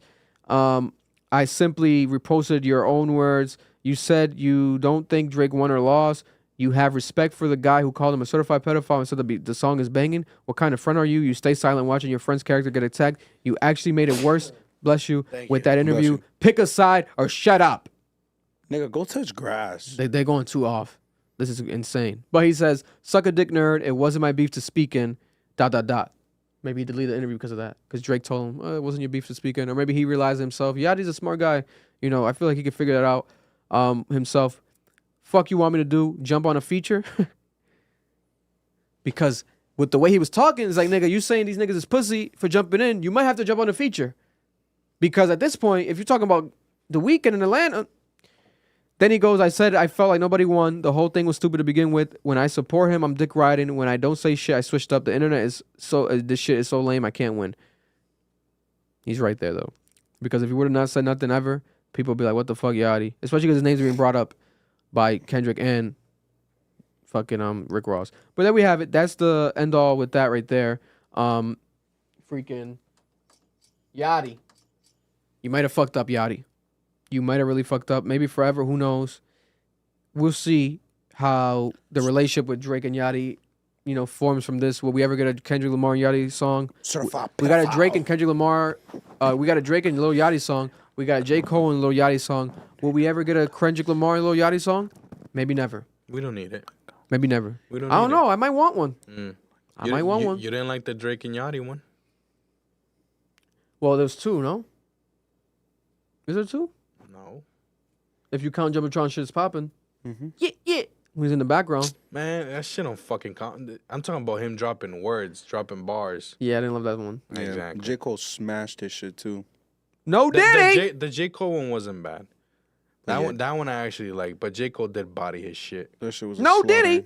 Moving forward, we spoke about this previously, right? The crazy Quiet on Set documentary. The Quiet on Set documentary that called out the Nickelodeon childhood actors that went on to allegedly be either molested, allegedly mistreated by Dan Schneider, right? The producer at the time of the show. And he went on and did a podcast. He did an interview. Dan Schneider did an interview basically apologizing. And then after the interview and after everything, Dan Schneider has now May 1st filed a lawsuit, right? A lawsuit for allegations of defamation and false implications of sexual abuse on childhood actors against Warner Brothers and Sony Music, according to a YouTube video from Law and Crime. Oh, Law and Crime confirmed it. His lawyers claim false statements and implications destroyed Snyder's reputation and legacy, specifically referencing to the docuseries trailer. The trailer of The Quiet on Set, where it painted a narrative that, according to Dan Schneider, was not true. We have another major star from this time, Victoria Justice, from Nickelodeon's Victorious, right? Everyone remembers her, major star. She publicly spoke out in a new interview from Mary Claire magazine, and she said this about Dan Schneider. She said, something that was very evident in the documentary is that Dan had a very large ego, and sometimes that ego clouded with his better judgment. It affected the way he treated people, and there were times I felt like I was being treated unfairly. I'm not condoning any of his behavior. At the end of the day, my relationship with Dan is very complex, a very complex one. I met him when I was 12 years old, and he's the person who gave me my biggest break. He completely changed my life. Most likely, I wouldn't be here where I am today if it weren't for him and for him seeing something in me. For that, I will always be grateful. After watching his apology video, I think he recognizes that he did a lot of wrong things, and I think if he could step back in the time machine, he would do a lot of things differently. I think it's a natural, response. Yeah. Because if she didn't face brutal, trauma, then what would be her place to certainly, even speak on this from that aspect? People want her to like fully dog the guy, but she kind of did there in a sense, in her own way, And we also have Kel Mitchell speaking out in a new interview with Club Shay Shay when he said that he almost fought Dan Schneider because Dan Schneider one time said some real derogatory things in it, and he went off, and things were crazy. I'll play some of the audio. I remember he got upset. Wow. In front of everybody. Took me to a room. You know what I mean? From Keenan and Kel. Said some real derogatory things, and went off. You know what I mean? Me being from the south side of Chicago, in that thought process, it was like, okay, either I could put hands on him, right, or we could go argue.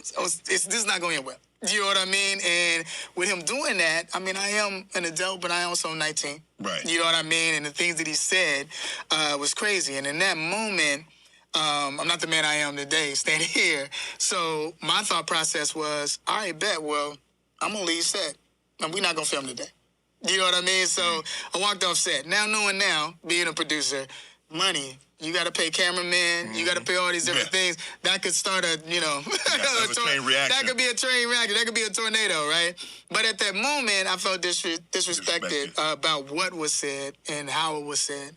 I called my pops, and I'm just like, when that happened with the producer, I'm upset. Surprised he didn't say what it was. Like, hey, I want to know what the fuck he said. Did he disrespect you as a man? How do you feel? The man I am today, I should have told my dad, yeah, come on out. Because he said, yo, I want to come out, be there with you. But I said, no, it's all good. Slap that nigga for me. It's all good. Dad. What I did was, I just said, you know what? All right, I'm going to just do my job. And I'm going to do the best at what I can do. But as far as everybody else, you know what I mean? It's just me right now. And I'm just going to make this show happen the way that I do. And because at that point, it was a thing of, I ended up going from here to here, being a kid, and then now being an adult. My mom was my manager at that time. And with my mom being my manager at the time, I didn't want to tell her I got a girl pregnant. You see what I'm saying? Yeah. So if it was someone that was a manager and I could have just told him. Yeah, but I couldn't tell him at that time. Yeah. So it was like, oh, shoot, I can't tell him this. You know what I mean? And so I'm dealing with that.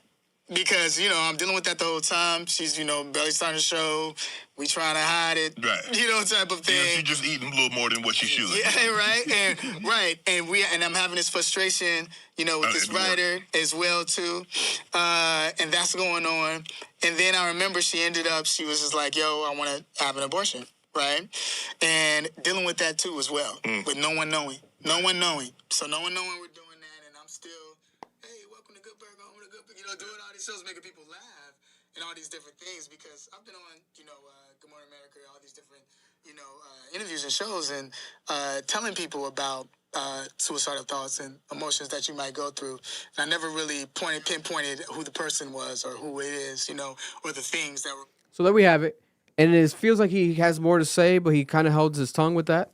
Maybe he will come out more. Quiet on Set was supposed to drop more episodes and stuff. They haven't yet, so I don't know what's going on with that.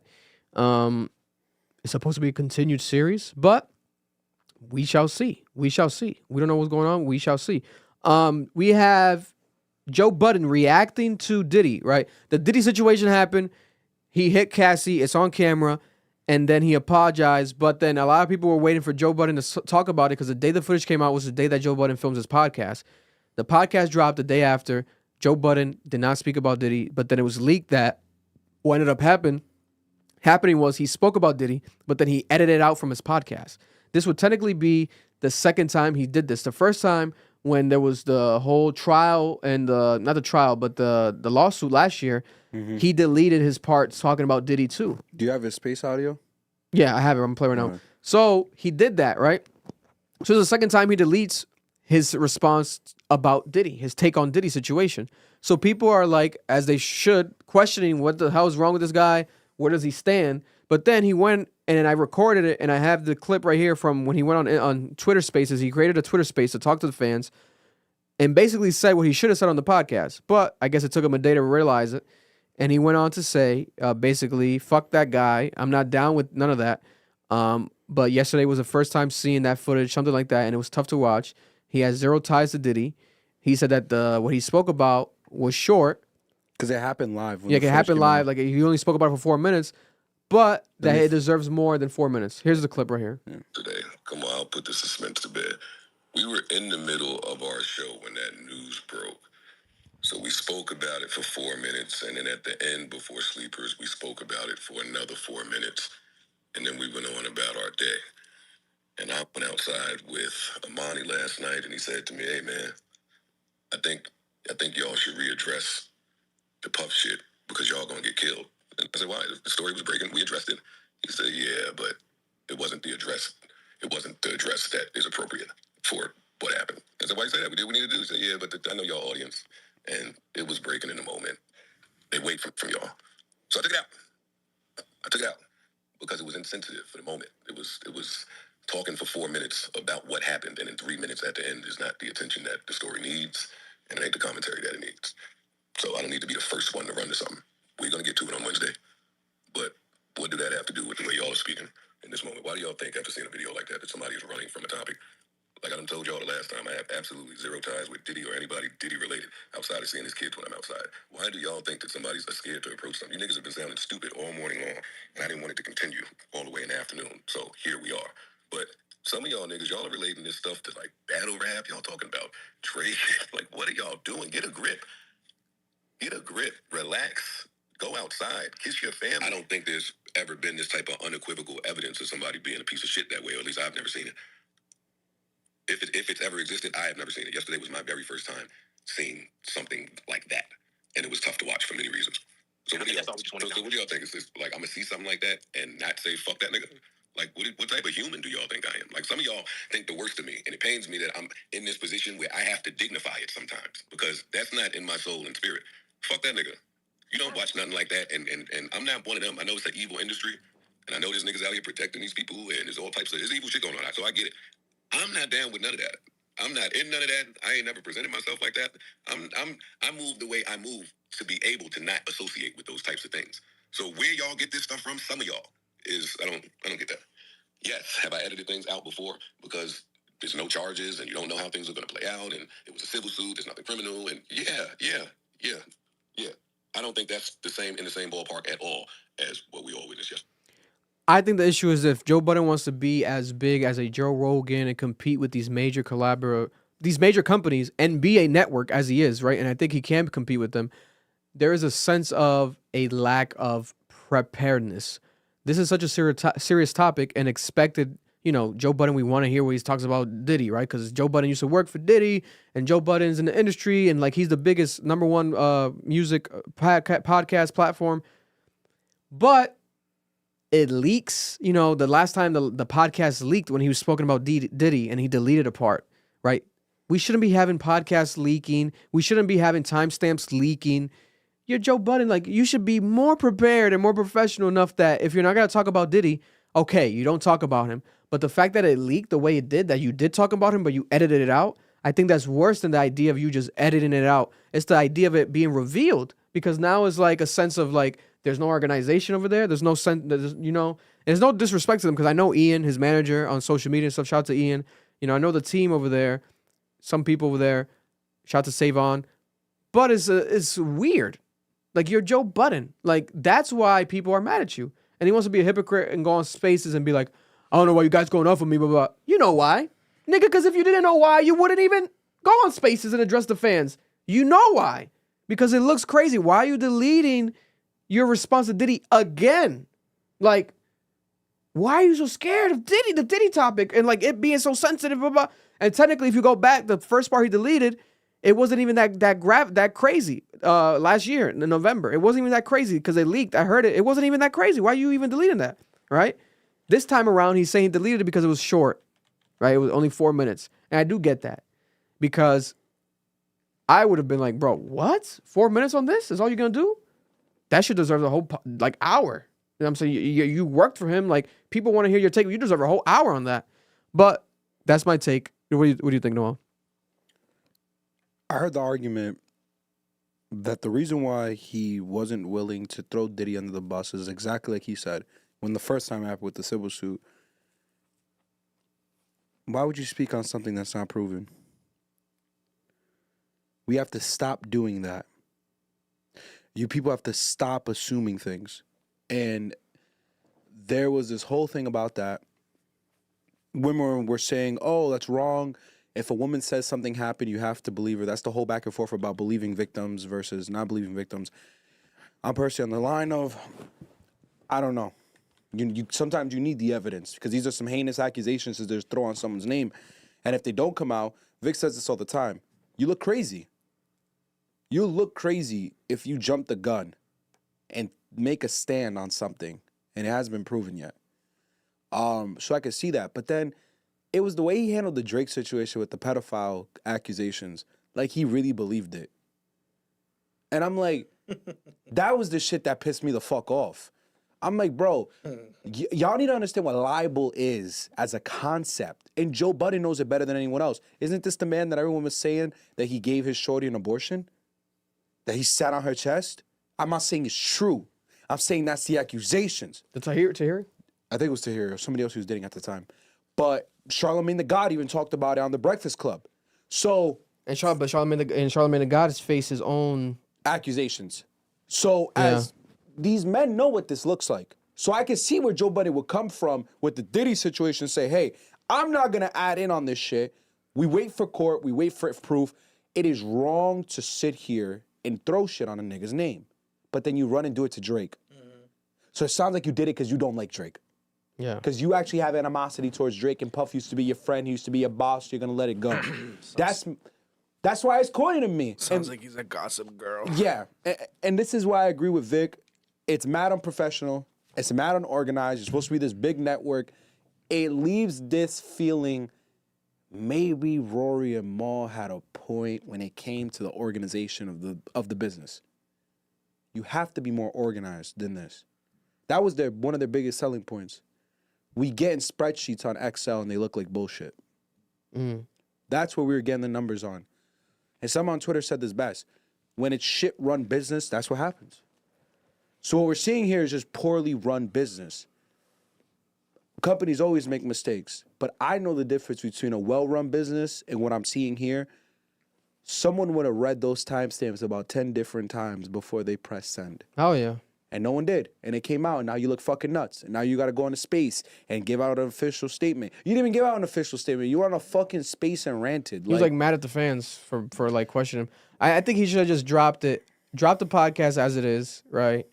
And just deal with the consequences after. How does a podcast leak? That was crazy. That's when that happened crazy. last year, I was shocked. Who leaked it? Like your friends? They're the ones who But work then for you. there's like a side of me that feels like Joe Budden's doing all this shit on purpose to just create chaos. Possibly. Like, let me just delete that, blah, blah. Let me just leak sure, that, blah, bro. blah. I thought about that. Because it creates conversation. Yeah. It's more of a like now and makes the next episode more anticipated. Built up. Yeah, it's all built It's up. like there could be a side where like this guy is just so crazy, maniacal, doing that shit on purpose. But it's wrong. Yeah, no, it is wrong. Because the domestic violence issue. Yeah, and then like his own history of accusations Exactly. of being with that. He can't be scared of people comparing that. If I'm him, bite the bullet. Like if people are gonna, before people bring it up, you bring it up yourself. Be like, and I was wrongfully accused, blah, blah, blah. Charges were dropped, blah, blah, blah. Spit the facts that you know, right? But will he do that? He probably won't. There were recent ones with Sin. The recent ones with Sin Santana. People were saying that on Twitter, but His I don't know news because Sin Santana has not called in on the podcast, but like he's quoted her, Yeah. and spoken about her. But like, how many women? And like he interacts with her all the time. So I don't know.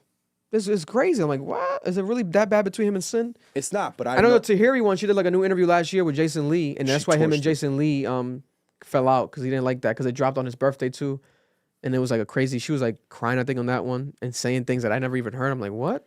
So a phone call was allegedly leaked between Joe Budden and Sin Santana. This is on CNN. Oh, speaking of that, Joe Budden is on the Spaces right now. Yeah. Where she accuses him of physically abusing and dragging her. So this is my point, bro. Like, I know women who have gotten beaten by men and they're still cool with them. They got over it. They moved on. They forgave each other. And Joe Budden has kind of alluded to that. Like, things happen in the heat of the moment between both people, and you overcome that and you find compromise. That's why I don't like the idea of canceling people off limited information. You weren't there. You don't know what happened. You don't know if reconciliation happened. You don't know if that person has changed. But my beef with Joe is, if you're going to have one of the biggest platforms and you feel like you can't speak on a topic, find someone who can. Yeah. Bring some. They do shit. He could do that him. too. He doesn't have to speak on everything too. He could just like have someone else, maybe bring a lawyer in, and we have an attorney in here to give their perspective on this He's thing. not going to, because he has a lot of money. He can afford to like bring an attorney in. Or an abuse advocate, someone, bro. And what am I talking about? industry. An attorney can go in for free. We get attorneys emailing us all the time to come on the pod. He's not going to, bro, because he likes to be the face of. This nigga hates it. It's true, bro. He likes Marlon to be the doesn't face like- of the fucking Marlon gossip, doesn't like you, bro. Joe. He's a gossip girl, bro. That's who he is. We are too. He is the master. He's the last boss. and we're the mini bosses. You know what I'm saying? We're the side like quests. he Yeah. loves this shit. Like I can see him. This is The last him. boss is funny. When something Mad comes funny. out, right? I can see him. He's in his house with a robe and some pantuflas, right? Carrying Pantuflas around is some crazy. tea and shit. Oh, some shit just came up. He sits down like this. He said, "Oh my God, let me see what I'm gonna do." He's a fucking gossip girl. He's not gonna give that credit to someone else, bro. His Let's be description plays honest. into your theory. Let's A be maniacal honest. gossip girl. He's a maniacal boss, though. Come on, Joe, man. get me in there. You know, I'll do a Zoom call once a week. He I'll wants to drive be- up once a week. He wants to be mini you. You know, Joe, let me get in there and I'll give you a better perspective on a Get him lot of that things. robe and the pantuflas. I'll give you a young perspective. But no, Joe, listen, I feel like you're too great. You're too great, and your potential is too great to be letting this happen. You could do better. Do better. You could do better. It's not about your opinion. It's not about what you're gonna say. It's about the rollout, the leaking, the deleting. That's what bothers me. It makes it look messier. I digress. Moving on real quick. Common has come out in a new interview, and Common said that he passed on about 10 Kanye West beats that Kanye West produced for him directly, but Common passed on them. One of them was "You Wouldn't Get Far" by The Game, classic song. Also, "Dreams" by The Game, I believe off of the documentary, one of the best rap albums of all time. Then we also have a hit song by Kanye, one of my favorite Kanye songs of all time, "And I Wonder What It Means," off of Graduation, right? And then also heard him say, "Oh, wait, no, how's it go? No, No, that's Poker Face. That's Lady Gaga. My bad. Heard him say is the one with Adam Levine. And I heard him say, "Nothing's ever promised around today." Yep. Heard him say, off of late registration. Common then confirmed that one of the most successful songs of Kanye ever released off late registration. Heard him say, after Kanye's told him, "You sure you don't want it, Common?" He's like, "No, I don't want it. I don't want it. Keep it for yourself." He's like, "All right." He saw Kanye write the whole song himself in like 15 minutes. In 10 minutes. Then this became a hit song. He added Adam Levine on it, one of Kanye's biggest songs ever. I think maybe the biggest song off the album. This is for people who question Kanye's greatness. He's a mastermind. He was giving that nigga A sides like it was nothing. He said, "It was my hits. I don't even care. Have them." Yeah, he was giving Common his best beats. It was crazy. And Common passed on them. But hey, they probably wouldn't be great songs if Common hopped on them. Who knows what Common would have done on them. So we have to say thank you to Common then. That's what you're trying to say. Yeah, because I don't want to hear Common on I Wonder. Thank you to I'm sorry, Common. Thank you to Common, because if it wasn't for him passing on, you wouldn't have gotten them tracks. Because if I'd never gotten I Wonder, I feel like my life would have ended. So is Kanye the mastermind or Common? Chicago. They're both from there. Real quick, let's talk about this. Lil Wayne's son is a rapper. He's 15 years old. His name is Lil Navi. You're gonna piss him off. And his mom's gonna go crazy. And Lil Navi's I like Lil Wayne. Lil Navi's in the underground scene, and he's been making some attention, some noise, his TikToks and stuff. And not just because he's Lil Wayne's son, his music. People be like, "Oh, this is dope music." But it sounds a lot like Playboi Carti music. Oh God. He said in an interview that the greatest rapper of all time, aside from his dad, he's like, "I don't want to be biased and just say my dad, but I think it's Playboi Carti." He said greatest rapper of all time is Playboi Carti. And he said that Playboi Carti is the Lil Wayne right now of this era. Shout out to Flophouse Atlanta, who interviewed him. Flophouse Atlanta on YouTube. They interviewed him. Go check out the full interview. He said verbatim, "Carti is like Wayne now. He's reached that level." Now, mind you, bro, he's only 15. Bro, kids. Siri, at what age does a human brain develop fully? Human brain matures, continues around 20 to 25 years old. Makes fucking sense. Makes sense why he thinks that. Go ahead, continue, bro. If I'm Playboi Carti, does this hold any credence, right? Because Lil Wayne was an inspiration for Playboi Carti. Now we have his own inspiration, Lil Wayne.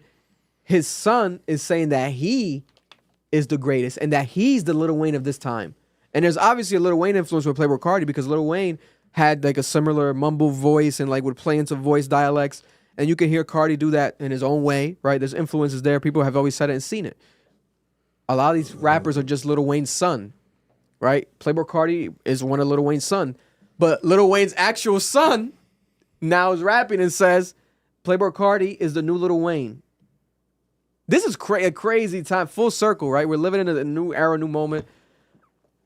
I respectfully disagree. I do not think. I think Playboi Carti is one of the most influential rappers in recent times, especially in the new young underground era of rap.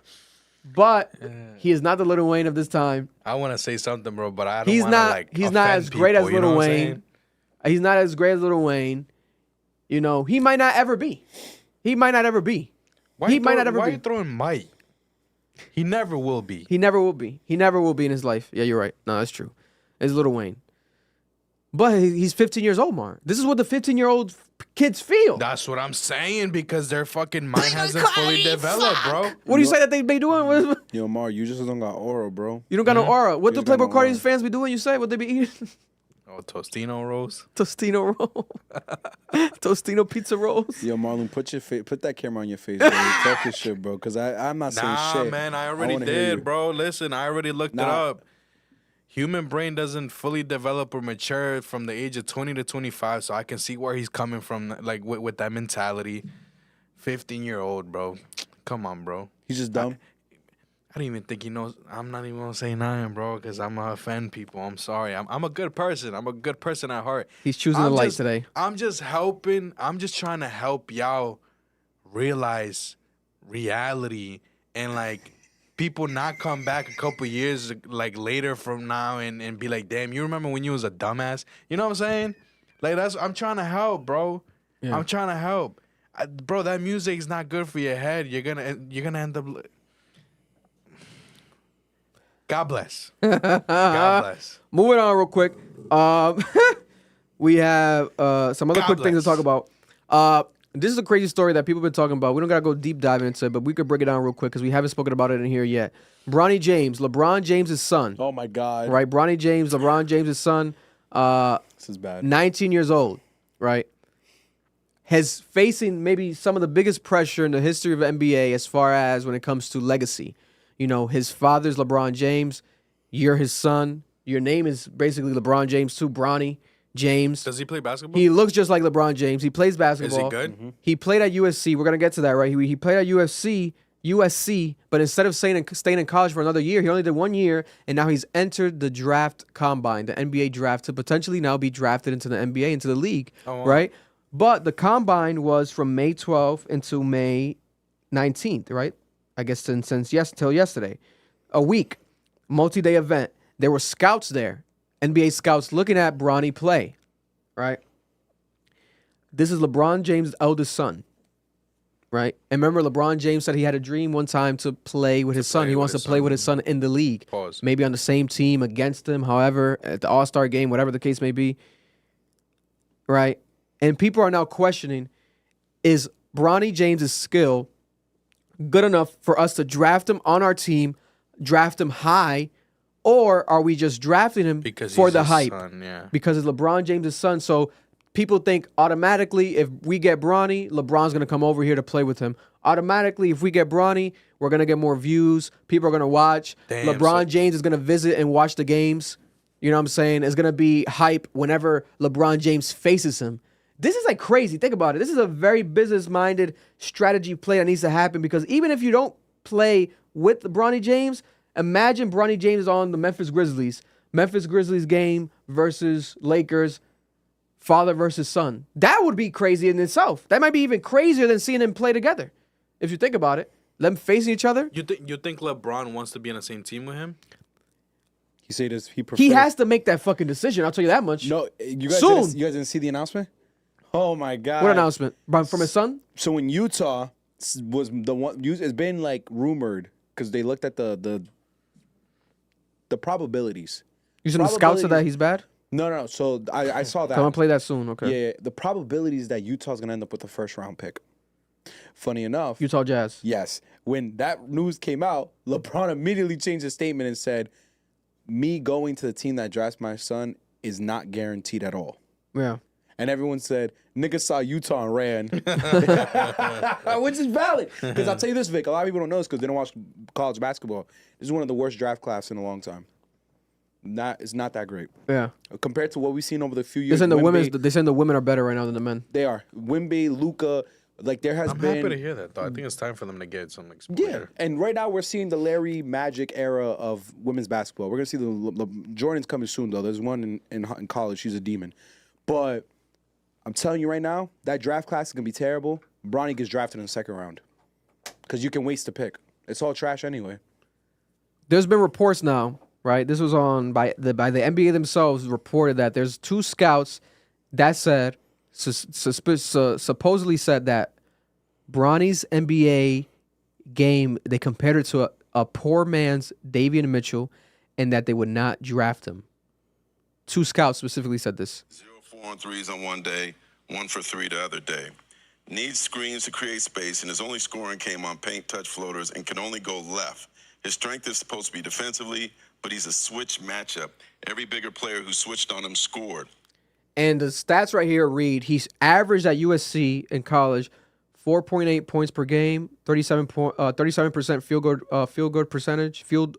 goal percentage, 27% 3-point field goal percentage, 2.8 rebounds per game, 2.1 assists per game, and this was in 25 games at USC. Right? Technically, these are bad stats for an expected star, LeBron James' son, Bronny James, right? But it sucks, right? Because he's still a child, right? He's a child. He's a kid, but then he's an adult, and he's becoming more of an adult. No matter what, criticism is gonna happen. Because I remember, I think it was like LeBron tweeted something one time where it was like, he's just a child. Like, people gotta stop blah blah blah. Because they were like talking about his high school game or something, critiquing his high school game or like a college game. But LeBron has to understand that this is gonna happen. Like, are we supposed to hold our tongue because he's young and he's LeBron James's son? I think that's being too biased. We have to be objective here. And if he's not a good basketball player, he's not a good basketball player. Now, he should stay in college. Should he retrieve back from the combine, go because he's not in the draft yet? He could leave the combine and say, hey, I'm actually going to stay in college another year. I think that might be his best case scenario. LeBron James' son needs to go back to college. His dad won't let him, though. But, yeah, will his dad let him? Maybe not. You know, because his dad has to have a decision in this, a family. This is a major decision in this family's life. You know, to let him just play basketball, yeah. But then to go in the NBA, like, what else are you going to do? It's not a money thing. Yeah, because his life is set. His life is set. And aside from that, if he stayed in college, he would get money because now they have the NIL deals. He could get a bag, maybe more in college than he would get in the NBA right now. He didn't he didn't play in college because of the heart issue when he had the heart attack. I'm telling you right now, bro, he's very honest about what he is. His ceiling isn't his father. Yeah, I feel like he knows that. No, he said it. Yeah. He said he wants to be like a Drew Holiday. Like this fucking annoying ass nigga, Pat Beverly. He wants to be an aggressively defensive player who's able to show up on offense here and there when it's needed. Yeah. And people were laughing at him on the internet. Like, bro, your ceiling is Pat Bev and Drew Holiday and your dad's LeBron James. You know how much Drew Holiday is making on the Boston Celtics after that re-sign? He's making almost $30 million a year. Eat my dick. Drew Holiday type players are making 100+. Yeah. The goal is not to be your father. The goal is to be what you can be. And he's honest about what he is. Yeah. And I think he can be. I don't think he has the athleticism to be a great ball player, like offensively, but I think he could be a great defensive player. He's a lot like Donovan Mitchell. He has a crazy wingspan. His arms are big as hell. Because his dad. Yeah, like it's insane. The brother, though, the younger one, right? And my thing is, like, I think he's young. Nasty. We don't know. His game could get better, right? He could go in the NBA and have a bad year, and then the second year, sophomore year, he explodes. A lot of players, that happens, right? Right. I think Steph Curry, to be honest, I don't think he had the best rookie year. Because for me, Steph Curry's career felt like we found out about him afterwards as he was getting better. I feel like we didn't know about Steph Curry right away. I could be wrong, but I remember the Golden State Warriors, and the main player was what's his name? Damn, why am I drawing blank? You're right. Steph Curry's breakout year was the second or third year. Yeah, it wasn't right away. It wasn't. No, there was another star on the fucking Golden State Warriors. Phil Jackson was the coach. I forgot his name. I know you're talking about. Fuck. Yeah, who that was the guy. player? No, there was a player that was really good on that team. The black dude, he might have had tattoos. Kind of looked like J.R. Smith, maybe. I think he was already out the door. Maybe I'm wrong. I forgot his name, but God bless. The comments might know. But yeah, Bronny, I think that he's gonna be fine.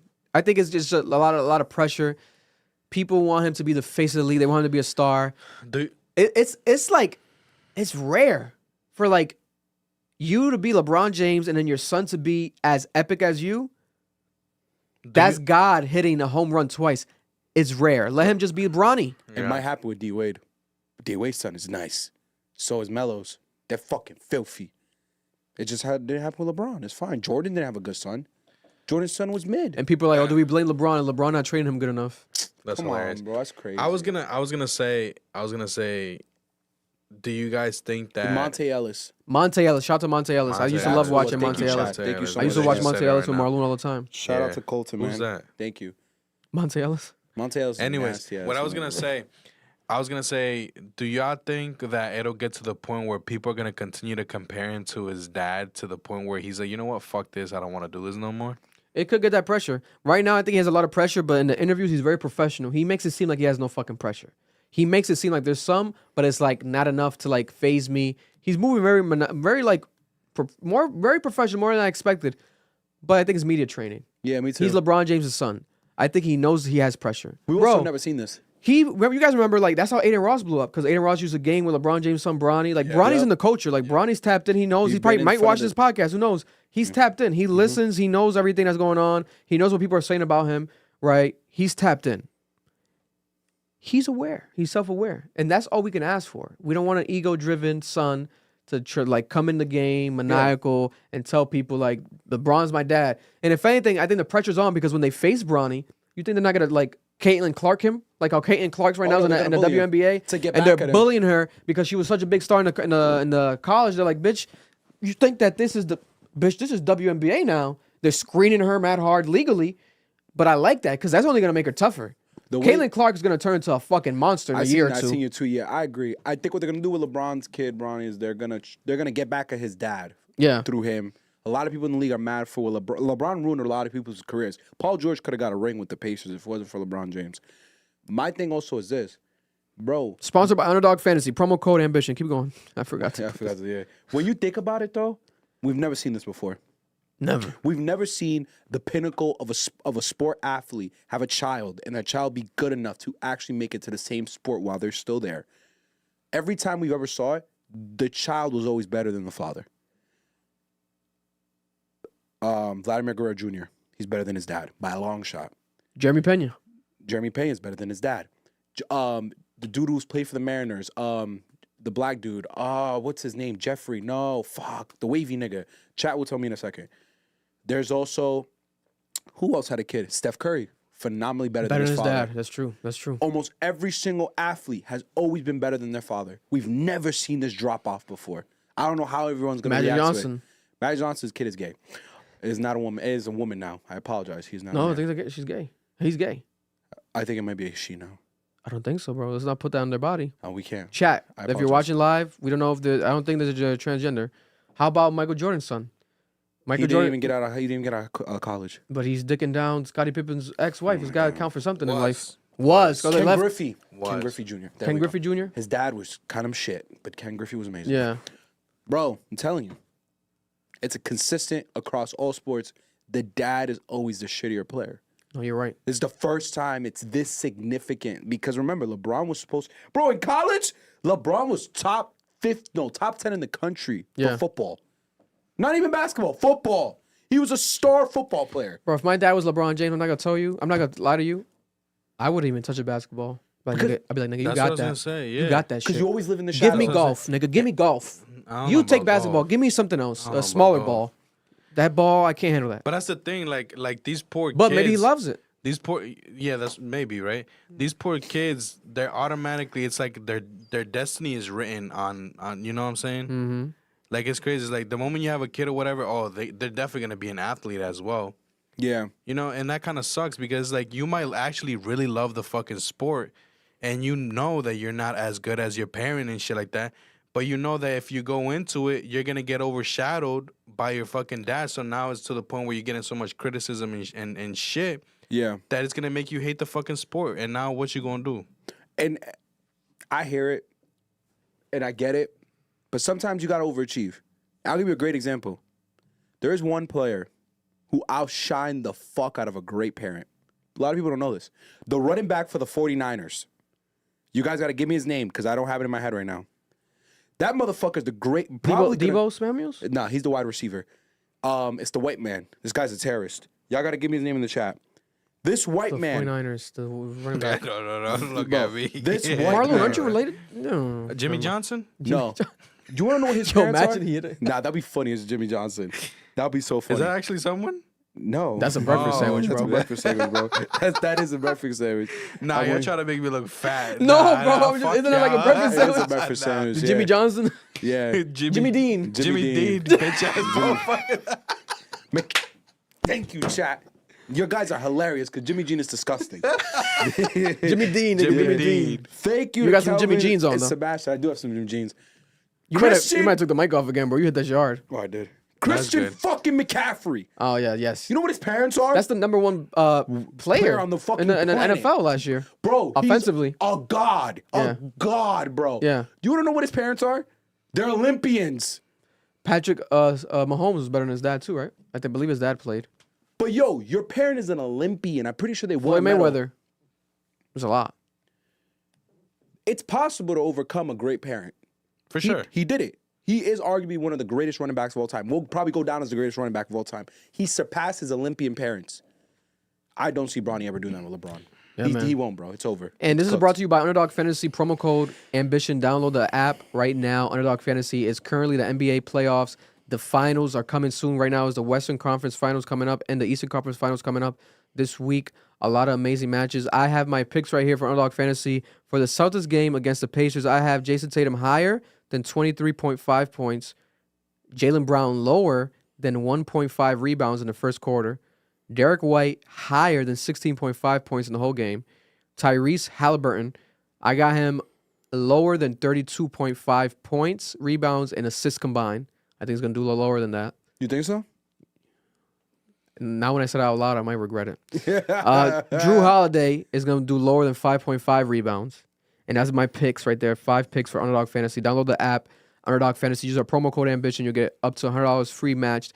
And our predictions for the NBA playoffs. You know, camera on me real quick. Anthony Edwards, in my opinion, is the best player in the league right now that's currently still playing.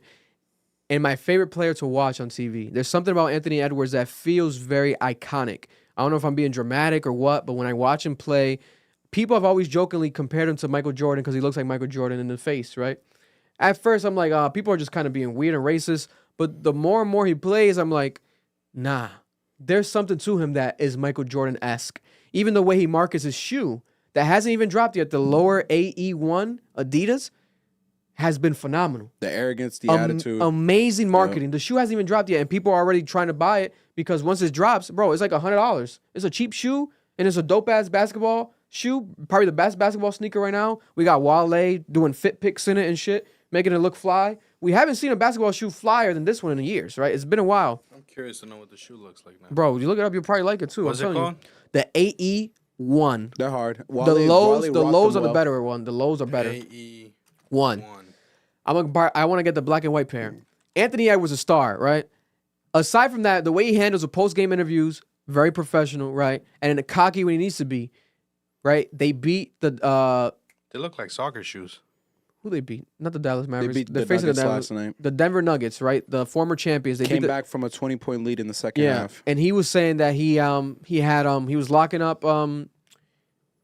Did he say he locking up? What did he say about Jamal Murray? He had Jamal Murray in a fucking blender. He locked that nigga He up. had Jamal Murray. He was like, I had Jamal Murray locked up. Like he's like saying it backstage. I had him locked. You know what I'm saying? I had him cooked. I had him in my wallet, whatever he said. And he also, bro, game 5, they beat them. And they had 2 games to go to game 7 and win. Anthony Edwards literally ran into the Denver Nuggets locker room. He ran in there and told them, I'll see y'all in game 7. Meanwhile, the next game was game 6. He predicted that he was going to beat them the next 2 games. And he did. He spoke it into existence. This is cockiness manifested. When you talk that talk, you got to walk that walk. Anthony Edwards has been doing that, all right? His aura, the way he moves. Bro, pulling up to the game in a wife beater and slides because I'm going to do some work. Like, I'm chilling. And then he bodies these niggas. Like, drops 30 like it's nothing. There's something about his game that is incredible. I love right? him. It's incredible. It's incredible. He really gives an amazing aura. He looks at the screen. He points at the cameras. He's really like making NBA like fun again, like funner than it's been in a little minute. The like, comp is back. I love looking at him play. Like it's something amazing about him. If I'm the NBA, I would get behind him. Like this is the guy. And guess what? With that being said, I'm not saying it's rigged or anything, Well, they might win the championship on some shit. Even though I want the Celtics to win, I do want the Celtics to win. But the Wolves, I think they're gonna beat the Mavs. Even though the Mavs got Luka and Kyrie, the Mavs is a good ass team. I think they're gonna beat in probably 6 games. They're probably gonna beat the Mavericks, the Timberwolves, and also I'm a bit more biased because we got Dominican, shout out to my Dominicano, Carl Anthony Towns, Big Cat. I want him to win, but then I feel like the Celtics are gonna beat the Pacers unless the Pacers fucking pull a weird ass miracle. I think that's not gonna happen. I think Celtics in 4 beat the Pacers, and it's gonna be Celtics versus Timberwolves, and it's gonna be amazing. Jason Tatum, Anthony Edwards, like these stars, mega stars, potential MVPs of the league. I think that's going to be the matchup that we're going to see. Is going to be amazing. It's going to be phenomenal basketball, right? But Anthony Edwards, I think deserves the hype, and he deserves to be highlighted. It's something like I feel when I talk about him, like I feel like people need to say it out loud more. Like the way that this guy is, he looks like MJ. Oh, he said that he had Jamal Murray in handcuffs. He had him in handcuffs because he had him locked up, right? The post-game interviews was fire. What else did I say? Blah, blah, blah, blah. Yeah, that's my predictions with that. What's your predictions for what's going on right now on Noel? All right, Mavs and Timberwolves. Realistically, Timberwolves should win. Now, this is for my one Mav fan that I know, my boy. Adrian, eat my dick if the Mavs win. We sending Luka home. We sending that European bitch packing. I'm tired of him. I hate Luka Doncic. You know, Kendrick was like, I hate this nigga. I hate everything about him. I hate the way Luka walks. I hate the way he cries for fouls. I hate the way he just steps back and makes it look so effortlessly. Why are you this good? And why are you white? This shit be making me so angry, bro. I hate that nigga, bro. I hate everything about him. I hate the way you all glaze him. I hate the way everyone just lets him have ISO. Like, oh, he's so good. Even if we isolate him, we're still gonna lose. Like, fuck that nigga, Luka, bro. Every fucking game's a triple-double. Get him job. Fuck. That was my hate. Oh. So, I also don't like Kyrie. I love Kyrie, but fuck Kyrie. You know, the Celtics. Fuck you. I'm a Celtics fan to the day I die. Timberwolves are gonna win. Y'all don't want me to get at my basketball take back. I'm real funny and I'm real disrespectful. So here's my thing, and I love the Celtics. When the Celtics win, though, y'all gonna see real. How many games are gonna win? How many games? Okay, Timberwolves and Mavs is going to Game 6. You are absolutely right. Anthony Edwards is an amazing player. I love him. He should be the face of the league. I'm glad he beat Joker. Because I don't want Joker to be the face of the league. Joker has no emotion. He doesn't care. It's obvious he's just there for the money. When he won the MVP this year, he said, well, he basically said it was supposed to happen, so who cares? He lost, and he said, well, the better team won, so who cares? Fucking hate that guy. He's terrible. Like, I don't care. You are a terrible human being. Hilarious, bro. Yo, what, the chat? Huh? The chat? Oh, you guys. Oh, thank you. Bro, because like... Thank you. Bro, because like, what the fuck? Could have swore you guys were saying that he was a god a couple No, he is. A couple things. He's a triple god demon. Really he's a hero that's turned to a villain. Nigga, he literally eats Wendy's and then goes out there and just blows up. Like, it make no... Nigga look like my overweight fat uncle. He's just 6'11". Nigga just shooting over niggas, getting triple... Who passes that well at 6'11"? I hate that nigga too. Oh, like, bro, you just want to go home and ride horses? You just want to go home and be on your farm? Why are you so humble? Want everything? Fuck! Fuck! I hate that nigga, bro. I hate that nigga. There's no arrogance. You win 3 MVPs in 4 years. You just say, you know... It just is what it is. It just is what it is. Nigga loses Game 7. Could have repeated the first in history. I think if you lost, it's because it was a better team. They were the better team. Fuck you, nigga. Call Anthony Edwards a bitch. Tell him he's trash. Tell him his mother should have aborted him. Say crazy. Oh Where's your anger? Bro. Where's your frustration? Where's your want to win? He also said that Mike Conley is the most underrated player in the league out of nowhere. And I was like, whoa, I like that. I like Mike Conley getting love, but Luka? I love that. I'm like, Luka out of nowhere. That was crazy. During your loss? So what you're saying, he's like that guy that was like, I'm just here so I don't get fined? Yeah, that's the energy. He's like too nice. Like to be the face of the league, it doesn't give like a sense of like competitive nature. The guy is just himself, and it's fine. But It's then cool. for him to get the face of the league praise and the MVP, and this year I think the MVP should have been Shai Gilgeous-Alexander. I agree. SGA. I think that was the best player this year. Me too. And if we want to just do best player on the best team, then we got to go Celtics and we got to go Jason Tatum. But people don't want to have that conversation. Yeah, I hear it. Because, they don't want to give Jason Tatum the MVP. Okay, then you give it to SGA. But you don't want to give it to SGA? Oh, we're going to give it to fucking this guy again when he didn't even deserve it? And now look at that. He didn't even care, bro. And it kills the league. It makes it less boring. You're right. Anthony Edwards is reintroduced. Anthony Edwards. And this is crazy because this is the same guy correct. that was on Instagram posting accidentally because he thought he posted on Close The gay Friends, comments, yeah. filming these gay guys on the sidewalk. He's like, oh, look at these fags. This is what this world's come to.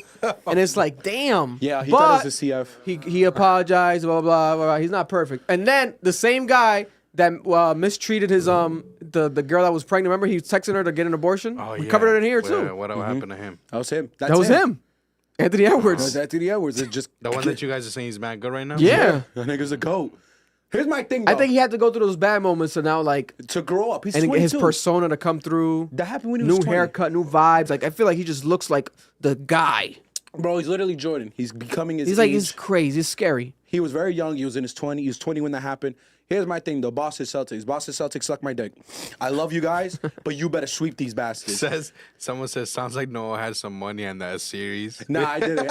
I'm not a gambler. If I did, though, I would have killed myself because that was a crazy ending. 20-point lead and you blow it. Here's my thing, though. Boston Celtics. I agree with Vic. It should be a sweep. It might be a gentleman's sweep. You lose game 2 at home because you're stupid and you suck. Jason Tatum. I know you be in Rhode Island. I've heard in the streets. He actually does. I've heard too. I don't want to talk about it, but I heard. I've tapped in. I know you be listening to the media across the region. You probably listen to us. Who knows? You hear me right the fuck now. I have been harassed. I have been abused. Niggas have called me when y'all lose. In 2021, they called me. They came. They were gonna come to my house as a mob. They said we're gathering, Noel. We're coming for you, nigga. Where's your glorious king, Jason Tatum? He lost to Steph Curry and Draymond Green. He's a bum.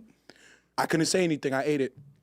You had a 3-0 deficit. You come back, you roll your ankle at home, and you lose by 20 to Jimmy fucking Butler and that bum ass, tall ass African loser that plays center and he never tries. He's a thief. He's a true Nigerian. He is a scammer. He scammed them out that contract. And every Nigerian agrees with me. Bam Adebayo's a thief.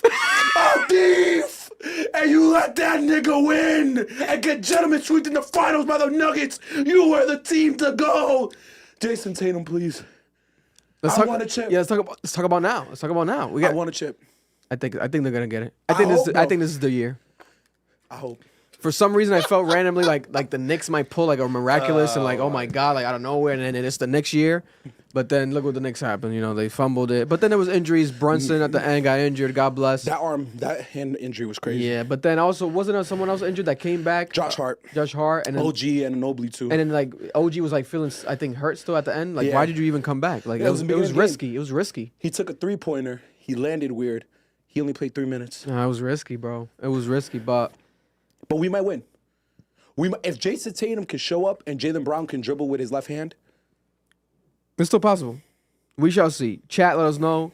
That's the promo code right there. And to end sports real quick, Tyson Fury did beat. I mean, my bad. Tyson Fury lost to Usyk this weekend. It was a boxing match, the heavyweight championship, and Usyk won. And Usyk is from Ukraine. And then Tyson Fury had the nerve to be a sore loser and said that he actually lost because of the fact that Usyk is from the Ukraine and that the judges were biased and that the Ukraine is in war. So he feels like people are going to vote for him and support him because they feel bad for him and his country, blah, blah, blah. Right? Which is totally not true.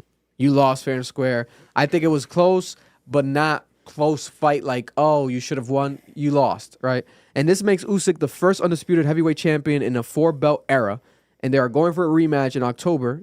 And they're saying that he'll be the undisputed champion for 2 weeks only, though, because the IBF title will get stripped off. But for now, Usyk has made history. He's made history. But it's pretty crazy how that works. The belt is being stripped and shit. It's always like a weird thing, especially because of weight, etc. Real quick, new music that happened. We have Gunna's album that dropped. I would recommend to check it out. I love that album. I think it grows with the more you listen to it. Anthony Fantano did a review. The whole review was quiet. No words. He was sleeping. He was just sleeping with a pillow, and he gave it like a 2 out of 10. I think that's crazy, but God bless. That's Anthony's opinion. I disagree. I don't think that album was that good. Not a 2 out of 10 though. You think It's not 2 out of 10. No, it's not a 2 out of 10. I think it's worse than his last album. It's missing production, but he won't get it because the industry's blackballed him. I have 3 tracks off of that album. Is one of them one of a night or something like that? On One Tonight. That's my shit. Back in the A and Still Prevail. Those are some of my shit Bro, right I'm there. gonna be honest with you. I have those three. I have those 3 with Fade, and it just sounds like they just work together. You clearly never got head on a yacht before. You never got neck on a yacht? I've never gotten neck. I think that song's overrated. It's so high streamed. I'm like, that song's not that It good. is fucking overrated. I love Collage. It's one of the worst songs on the You wanna album. know why it's I like overrated? Collage a lot. You wanna know Collage is why hard. people fucking like it a lot? Because they wish that was them. Getting head on a yacht. Yes. I agree. I can see that. I We want head on a have the new Billie Eilish album that dropped. It's gonna do about 300,000 copies first week. Just about, they're saying. Damn, for a little real? bit, maybe under. Wow. It's called "Hit Me Hard and Soft." She had no single come out, but she dropped a single upon the album dropping. And it's called "Lunch," and it's about her eating vagina. Because remember, she was quoted saying that I realized I wanted my face in a vagina. I don't blame because now she's bisexual. I don't blame her. Right? And "Lunch" is a dope ass song. And I think it's a good ass album. I think it's one of her best albums, but she only has 4 albums. I would say it's maybe her second best album. I don't think it's better than Where We All Fall Asleep, Where Do We Go? I think that's an amazing album, but I think it's a good album. Risky move to not drop a single, but it worked out in her favor. Right now we have the LGBTQ. The queer community. We have the gay queer community supporting her and everything that's going on because she's obviously admitting that she's basically a part of it now.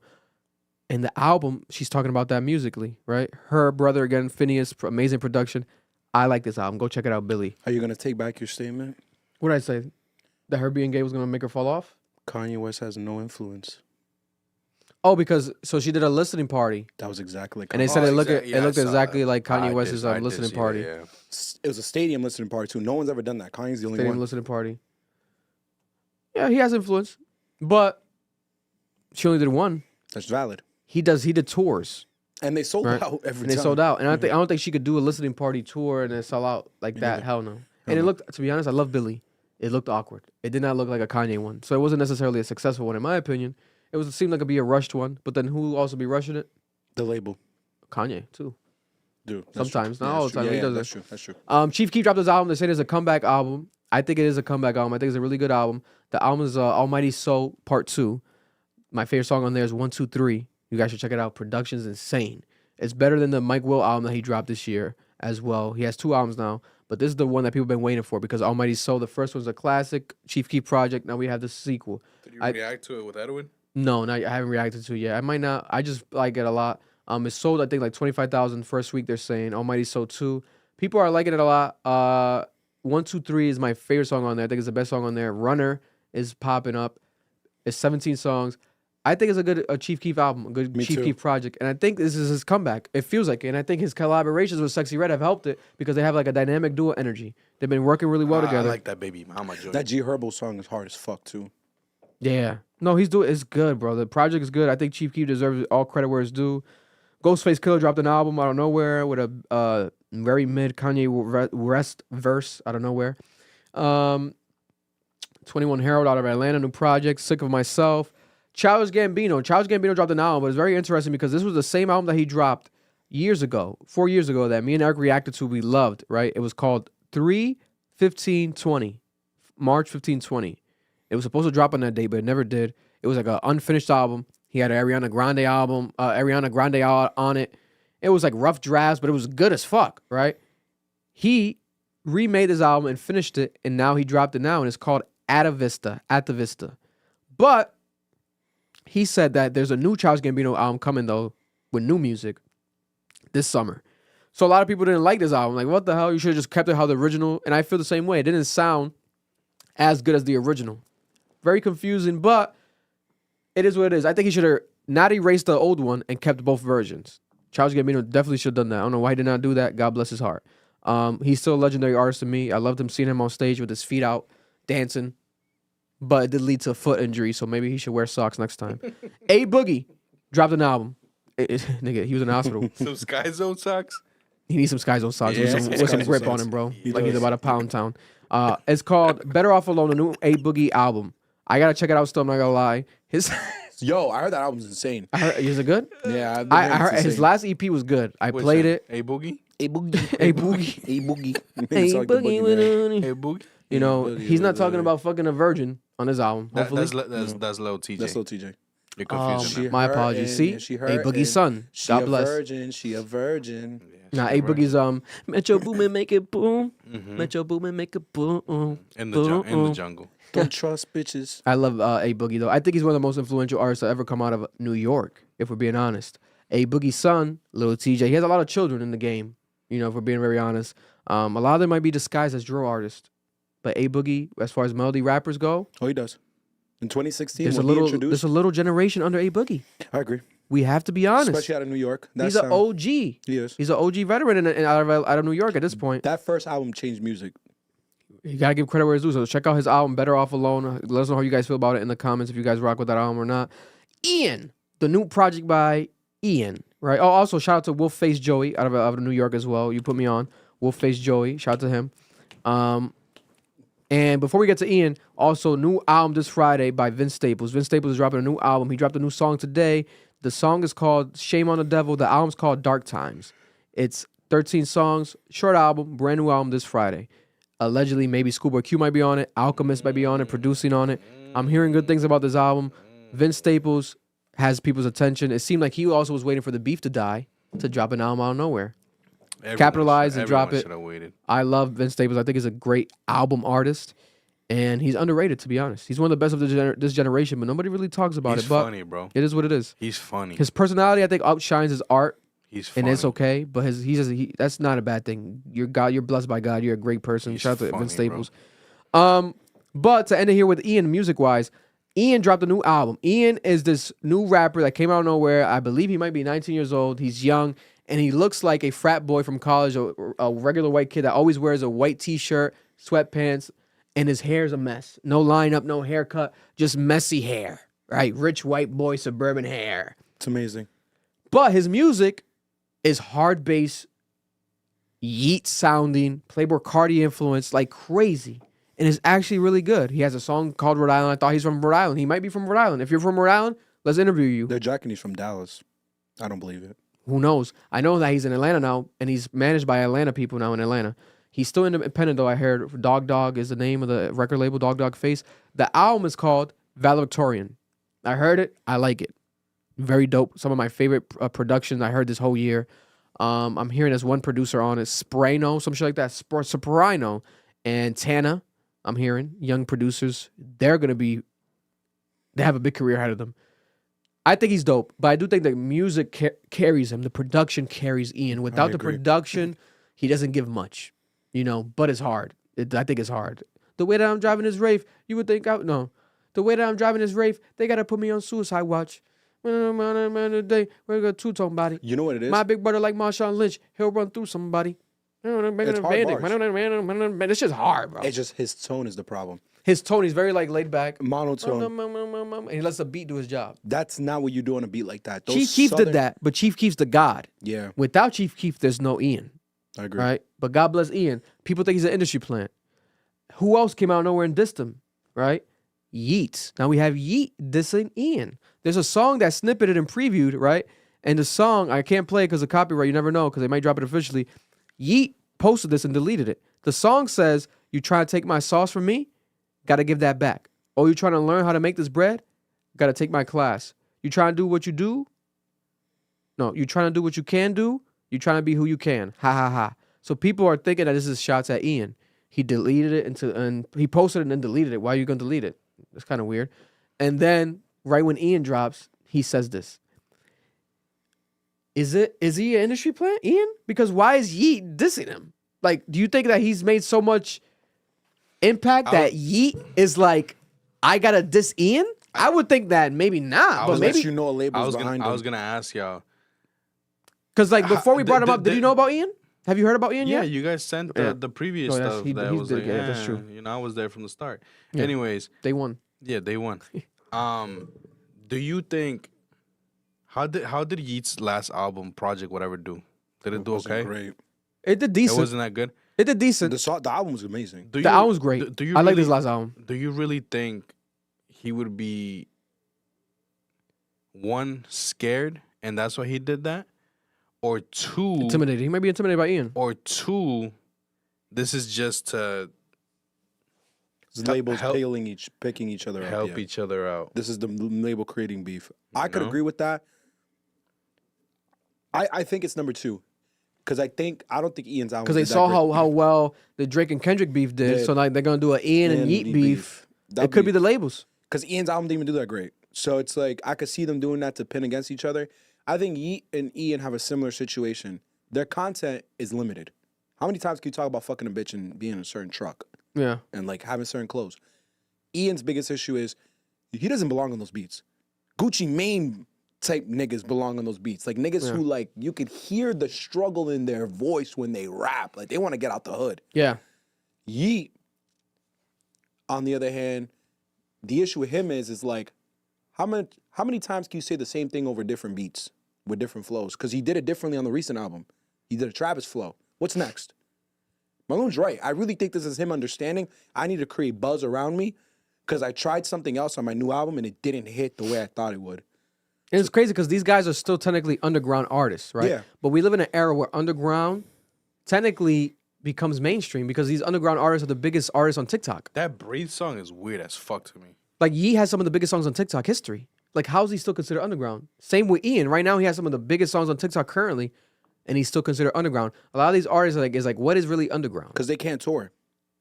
Kids are listening to their music. They ain't underground, bro. Think They're- about it. They're TikTok. And who's on TikTok? Kids. I'm telling you, it's the age issue. Underground is the shit that we grew, bro. Joey Badass shit, Tentacion. That's underground, bro. These are TikTok kids. Like bro. lyrical. These are TikTok kids. But it's crazy how back then that's what that was. Underground used to be lyrical niggas, but It now was. underground is not that. It's not. Go to all these underground pages. It's niggas like Yeat and Playboi Ian Cartis and young Playboi Cartis, the Ken Carson and them. The Sofeos. But no one talks about it. We just let it happen. I think I'm telling you. The only other niggas that are lyrical, let me not discredit them, not to cut you off, but what's his name? Mac Homie, like the Griselda vibe Griseldas, niggas. yeah. The Griselda niggas, that's underground lyrical still. Yeah. Benny Butcher, he's technically still That's underground. grimy. That's like different. Those are lyrical niggas, but behind the building rap. because we never probably will hear Benny the behind the building. That's crazy, bro. Is it not true? That's though? almost sounded like the baby statement. You gotta be careful. Remember when the baby said at the festival? Oh right, yeah. Are you guys who's out here getting sucked off in the back? If you're not doing that, make some noise.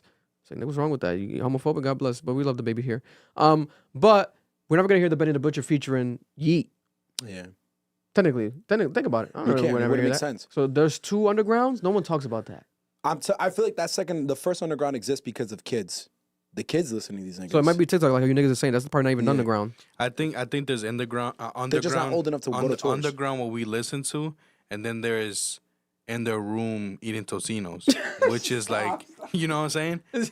Come on, let's be honest. But I think what happened was back Let's be then, honest. it used to be kind of cool to be underground. I think nowadays people realize like being underground means you're fucking broke. Do you want to just be broke and unknown? It's like, I think we're labeling things incorrectly. There's underground rap, then there's Discord rap. That's Discord rap. Discord rap is cool. or maybe there's just subgenres. Maybe there's underground rap that's lyrical and underground rap that's not lyrical. Nah.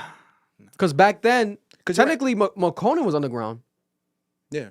McConan was underground, bro. Yeah, That's a different McConan era, was though. Tuesday blew him up and made him mainstream, Yeah. but he Then was underground. Then he killed someone.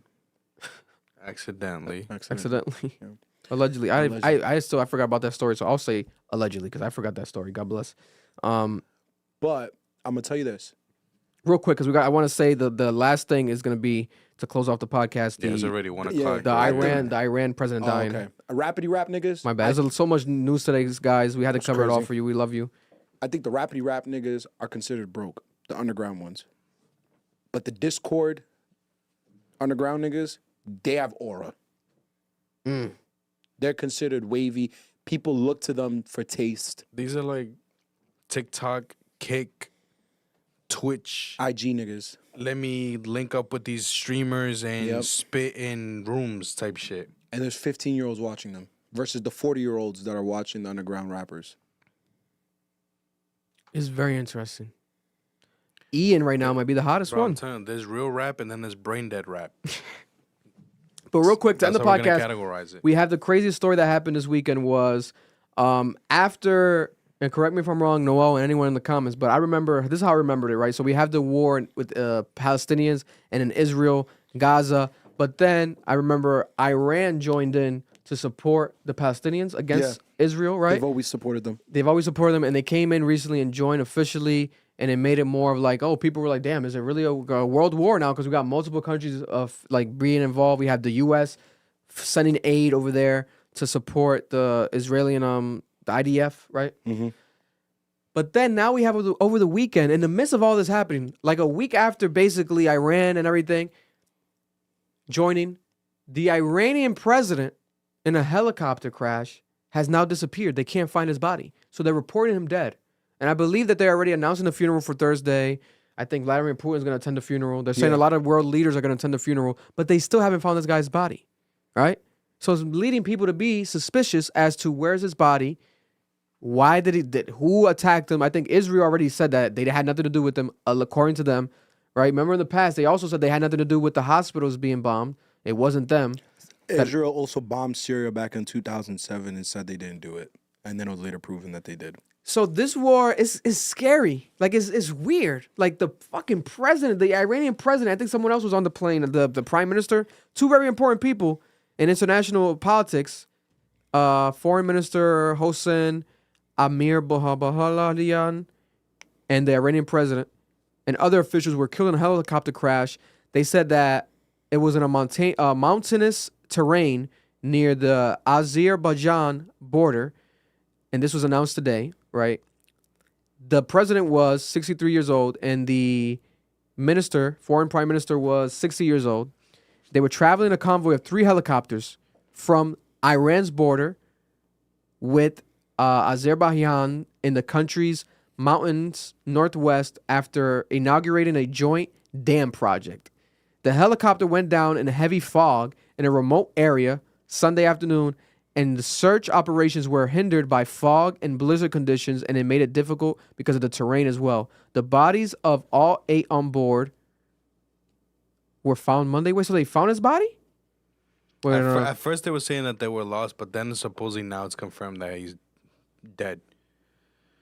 Wait, so they found his body now? I guess. Because this is like an updated article. I guess they found his body. Okay, so they found his body.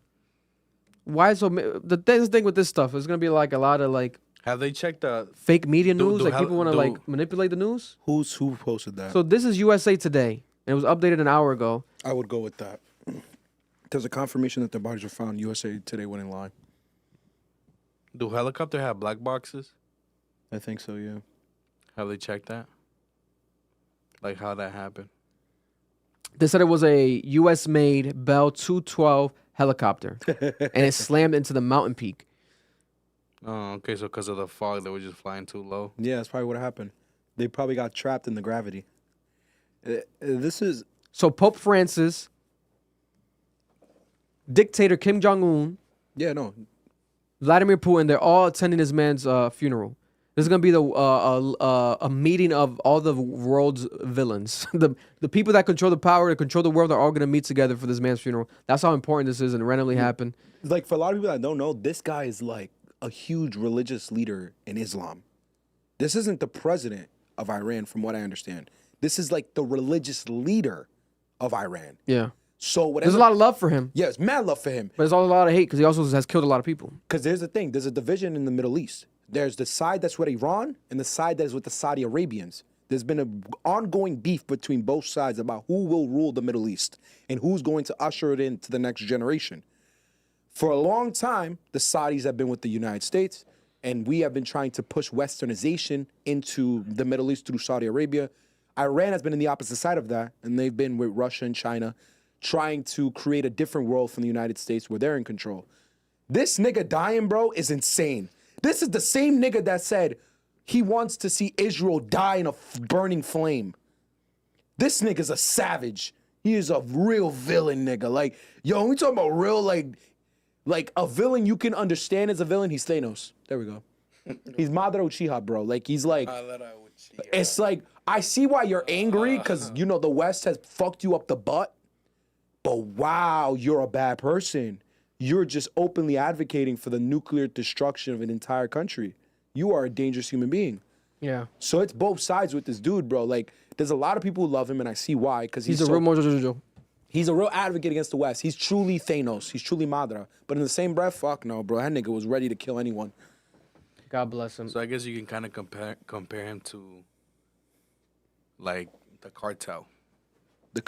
Why you gotta bring the cartel? Because people, you know, they're like, oh, they're really bad people, did this and that, blah, blah. But when it comes down to, like, helping their own people, yeah, they do it. Certain cartels are very territorial. You know They what I'm saying? protect their territories very well. Yeah, they're better than governments, some of them. That's true. And to end the podcast, sorry, but we had to do this. Breaking news, we have Cameron did an interview on CNN that's now going viral. Everyone's talking about it on the internet right now as we're airing this live because he's addressing the Diddy situation. Supposedly, it was a disaster.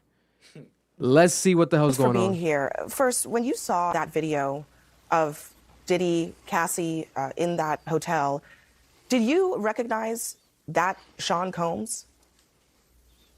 What I want to say, first of all, when I seen the video, everything in the video is egregious. I'm against.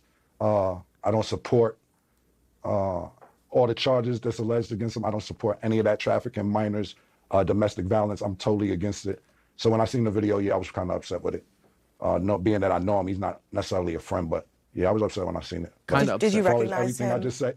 Did you recognize that kind of anger at all from your I don't experiences? know him like that. What do you mean? Do I be recognized? Did I recognize him? I seen him. What do you mean my experiences? I seen him and I thought it was disgusting. I didn't do a zoom in to see if it was really him or nothing, but he admitted it was him. So he thinks he's trying to set him up. What did you think about the apology that he gave in that other video? Ain't me for this. The apology ain't for me to decide, for Cassie. What I think about it don't matter. He ain't do nothing to me. Cassie need to ask Cassie if she accept the apology. I told you how I feel. I said what I said. I want to play a conversation that you had on your podcast back in September with She's Mace. very professional. Listen. Yeah. When you had your record deal, why did you take me to Biggie Smalls and not Bad Boy? Man, it's almost gonna bring me to tears to say this. Being that I saw you as such a good friend, I wanted to put you with somebody I knew with. Thank you, man. I really appreciate that. A lot of people ask me that on Instagram, man. Biggie, don't have me that's all here crying and shit, man. I don't want to get emotional in here, man. Instantly, I knew Biggie would do right by you. Wow. Can you tell us a little bit more about that? I mean, is there something known in the industry about how Look at Diddy taking shots. treated What is that? his artists? Oh, he's taking his sex pills. His Viagra sex pills. He has the pink horse. No way. Pink horsepower pills. Oh, that's what people are Oh saying my now. God. Oh my God, is he taking a bunch of them? Or is it like a shot? Is it a liquid version? It's a liquid version, bro. What is he promoting? It's like he's doing like the sex honey. He's doing like a honey pack on live TV. So I'm going to get some cheeks after this horsepower joint. Oh my God, bro. They let this air on CNN.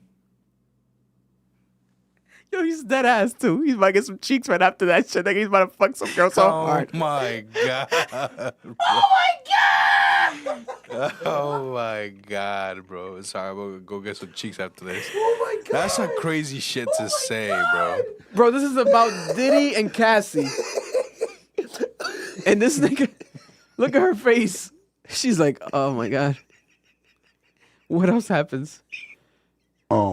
Look, she looked to the side. I'm She's just like, going is off he what serious? Mace said. Mace took me to Biggie. I don't really know Puffers like Mace no Puff. So I appreciate what Mace said. And of course, that's my brother. So if he felt that way, then he felt that way. I can't really tell you how Puff moves or anything like that. Mace may know better than me because he was signed to Puff. I wasn't. But my show does come on at 8 a.m. Eastern on YouTube. It's called It Is What It Is. And y'all make sure y'all check it out. I mean, I might get some more information out of Mace from there. But for me to tell you how Puff acting all that, I don't know. I never was signed to him. Yeah. What about the industry in general? I mean, so many people have pointed out that Diddy couldn't get away with this stuff if there weren't a lot of people protecting him. Do you think that's the case? Who the talent agent for this joint? Like, you think I'll be sitting around watching what Diddy do and all this? I didn't know this was a Diddy joint that y'all invited me to. Yo, who booked me for this joint? I don't be sitting around watching Diddy and all that. Yeah, Thanks, come on, man. thanks for joining us. Thank you for your time tonight. Yeah, thank you for having me. You enjoy. What the fuck? I feel so bad for her, bro. They set her up, bro. They Bro. set her up. CNN fucked up by like picking Cameron. It's not even that. It's like she didn't know that he didn't know that he got hit up about Diddy. He probably thought that he was just gonna come on. Yeah, that's what he said. Basically, What are you gonna come on to CNN for? Yeah. He didn't know that's what the line of question would be about. Or is he acting up and acting dumb just to like to Bro, go viral? Bro, yeah, most likely. Because remember he's gone viral on CNN before when he came out. Was it Bill Maher or no? No, Bill Maher. One of them Bro, niggas. someone's Bill getting, Ryan. Bill Ryan. Someone's getting Bill her O'Reilly? notes thrown to her fucking face, bro. Yeah. I'm telling you, man. I feel so bad. He said, "Sorry, I'm gonna get some." Listen, cheeks yo, after she this." looks so sad, bro. Look at her face. They set her up. This is a setup, bro. His answer was like all kind of said earlier. Like his answer is his honesty. Yeah. It's not gonna be what the internet's gonna want him to say, for sure. but it's his honesty. He's like, I don't know him, etc. Blah blah blah. What he did was evil, but What he God did was- bless. yeah, I don't know agree what what to he do. did, but it's not like I knew him, etc. So It's literally what any street nigga would ever say. Yeah. It's bad, but what do you want me to say? I wasn't in. To be it. honest- Why are you getting another artist on this? Get fucking Diddy on that shit.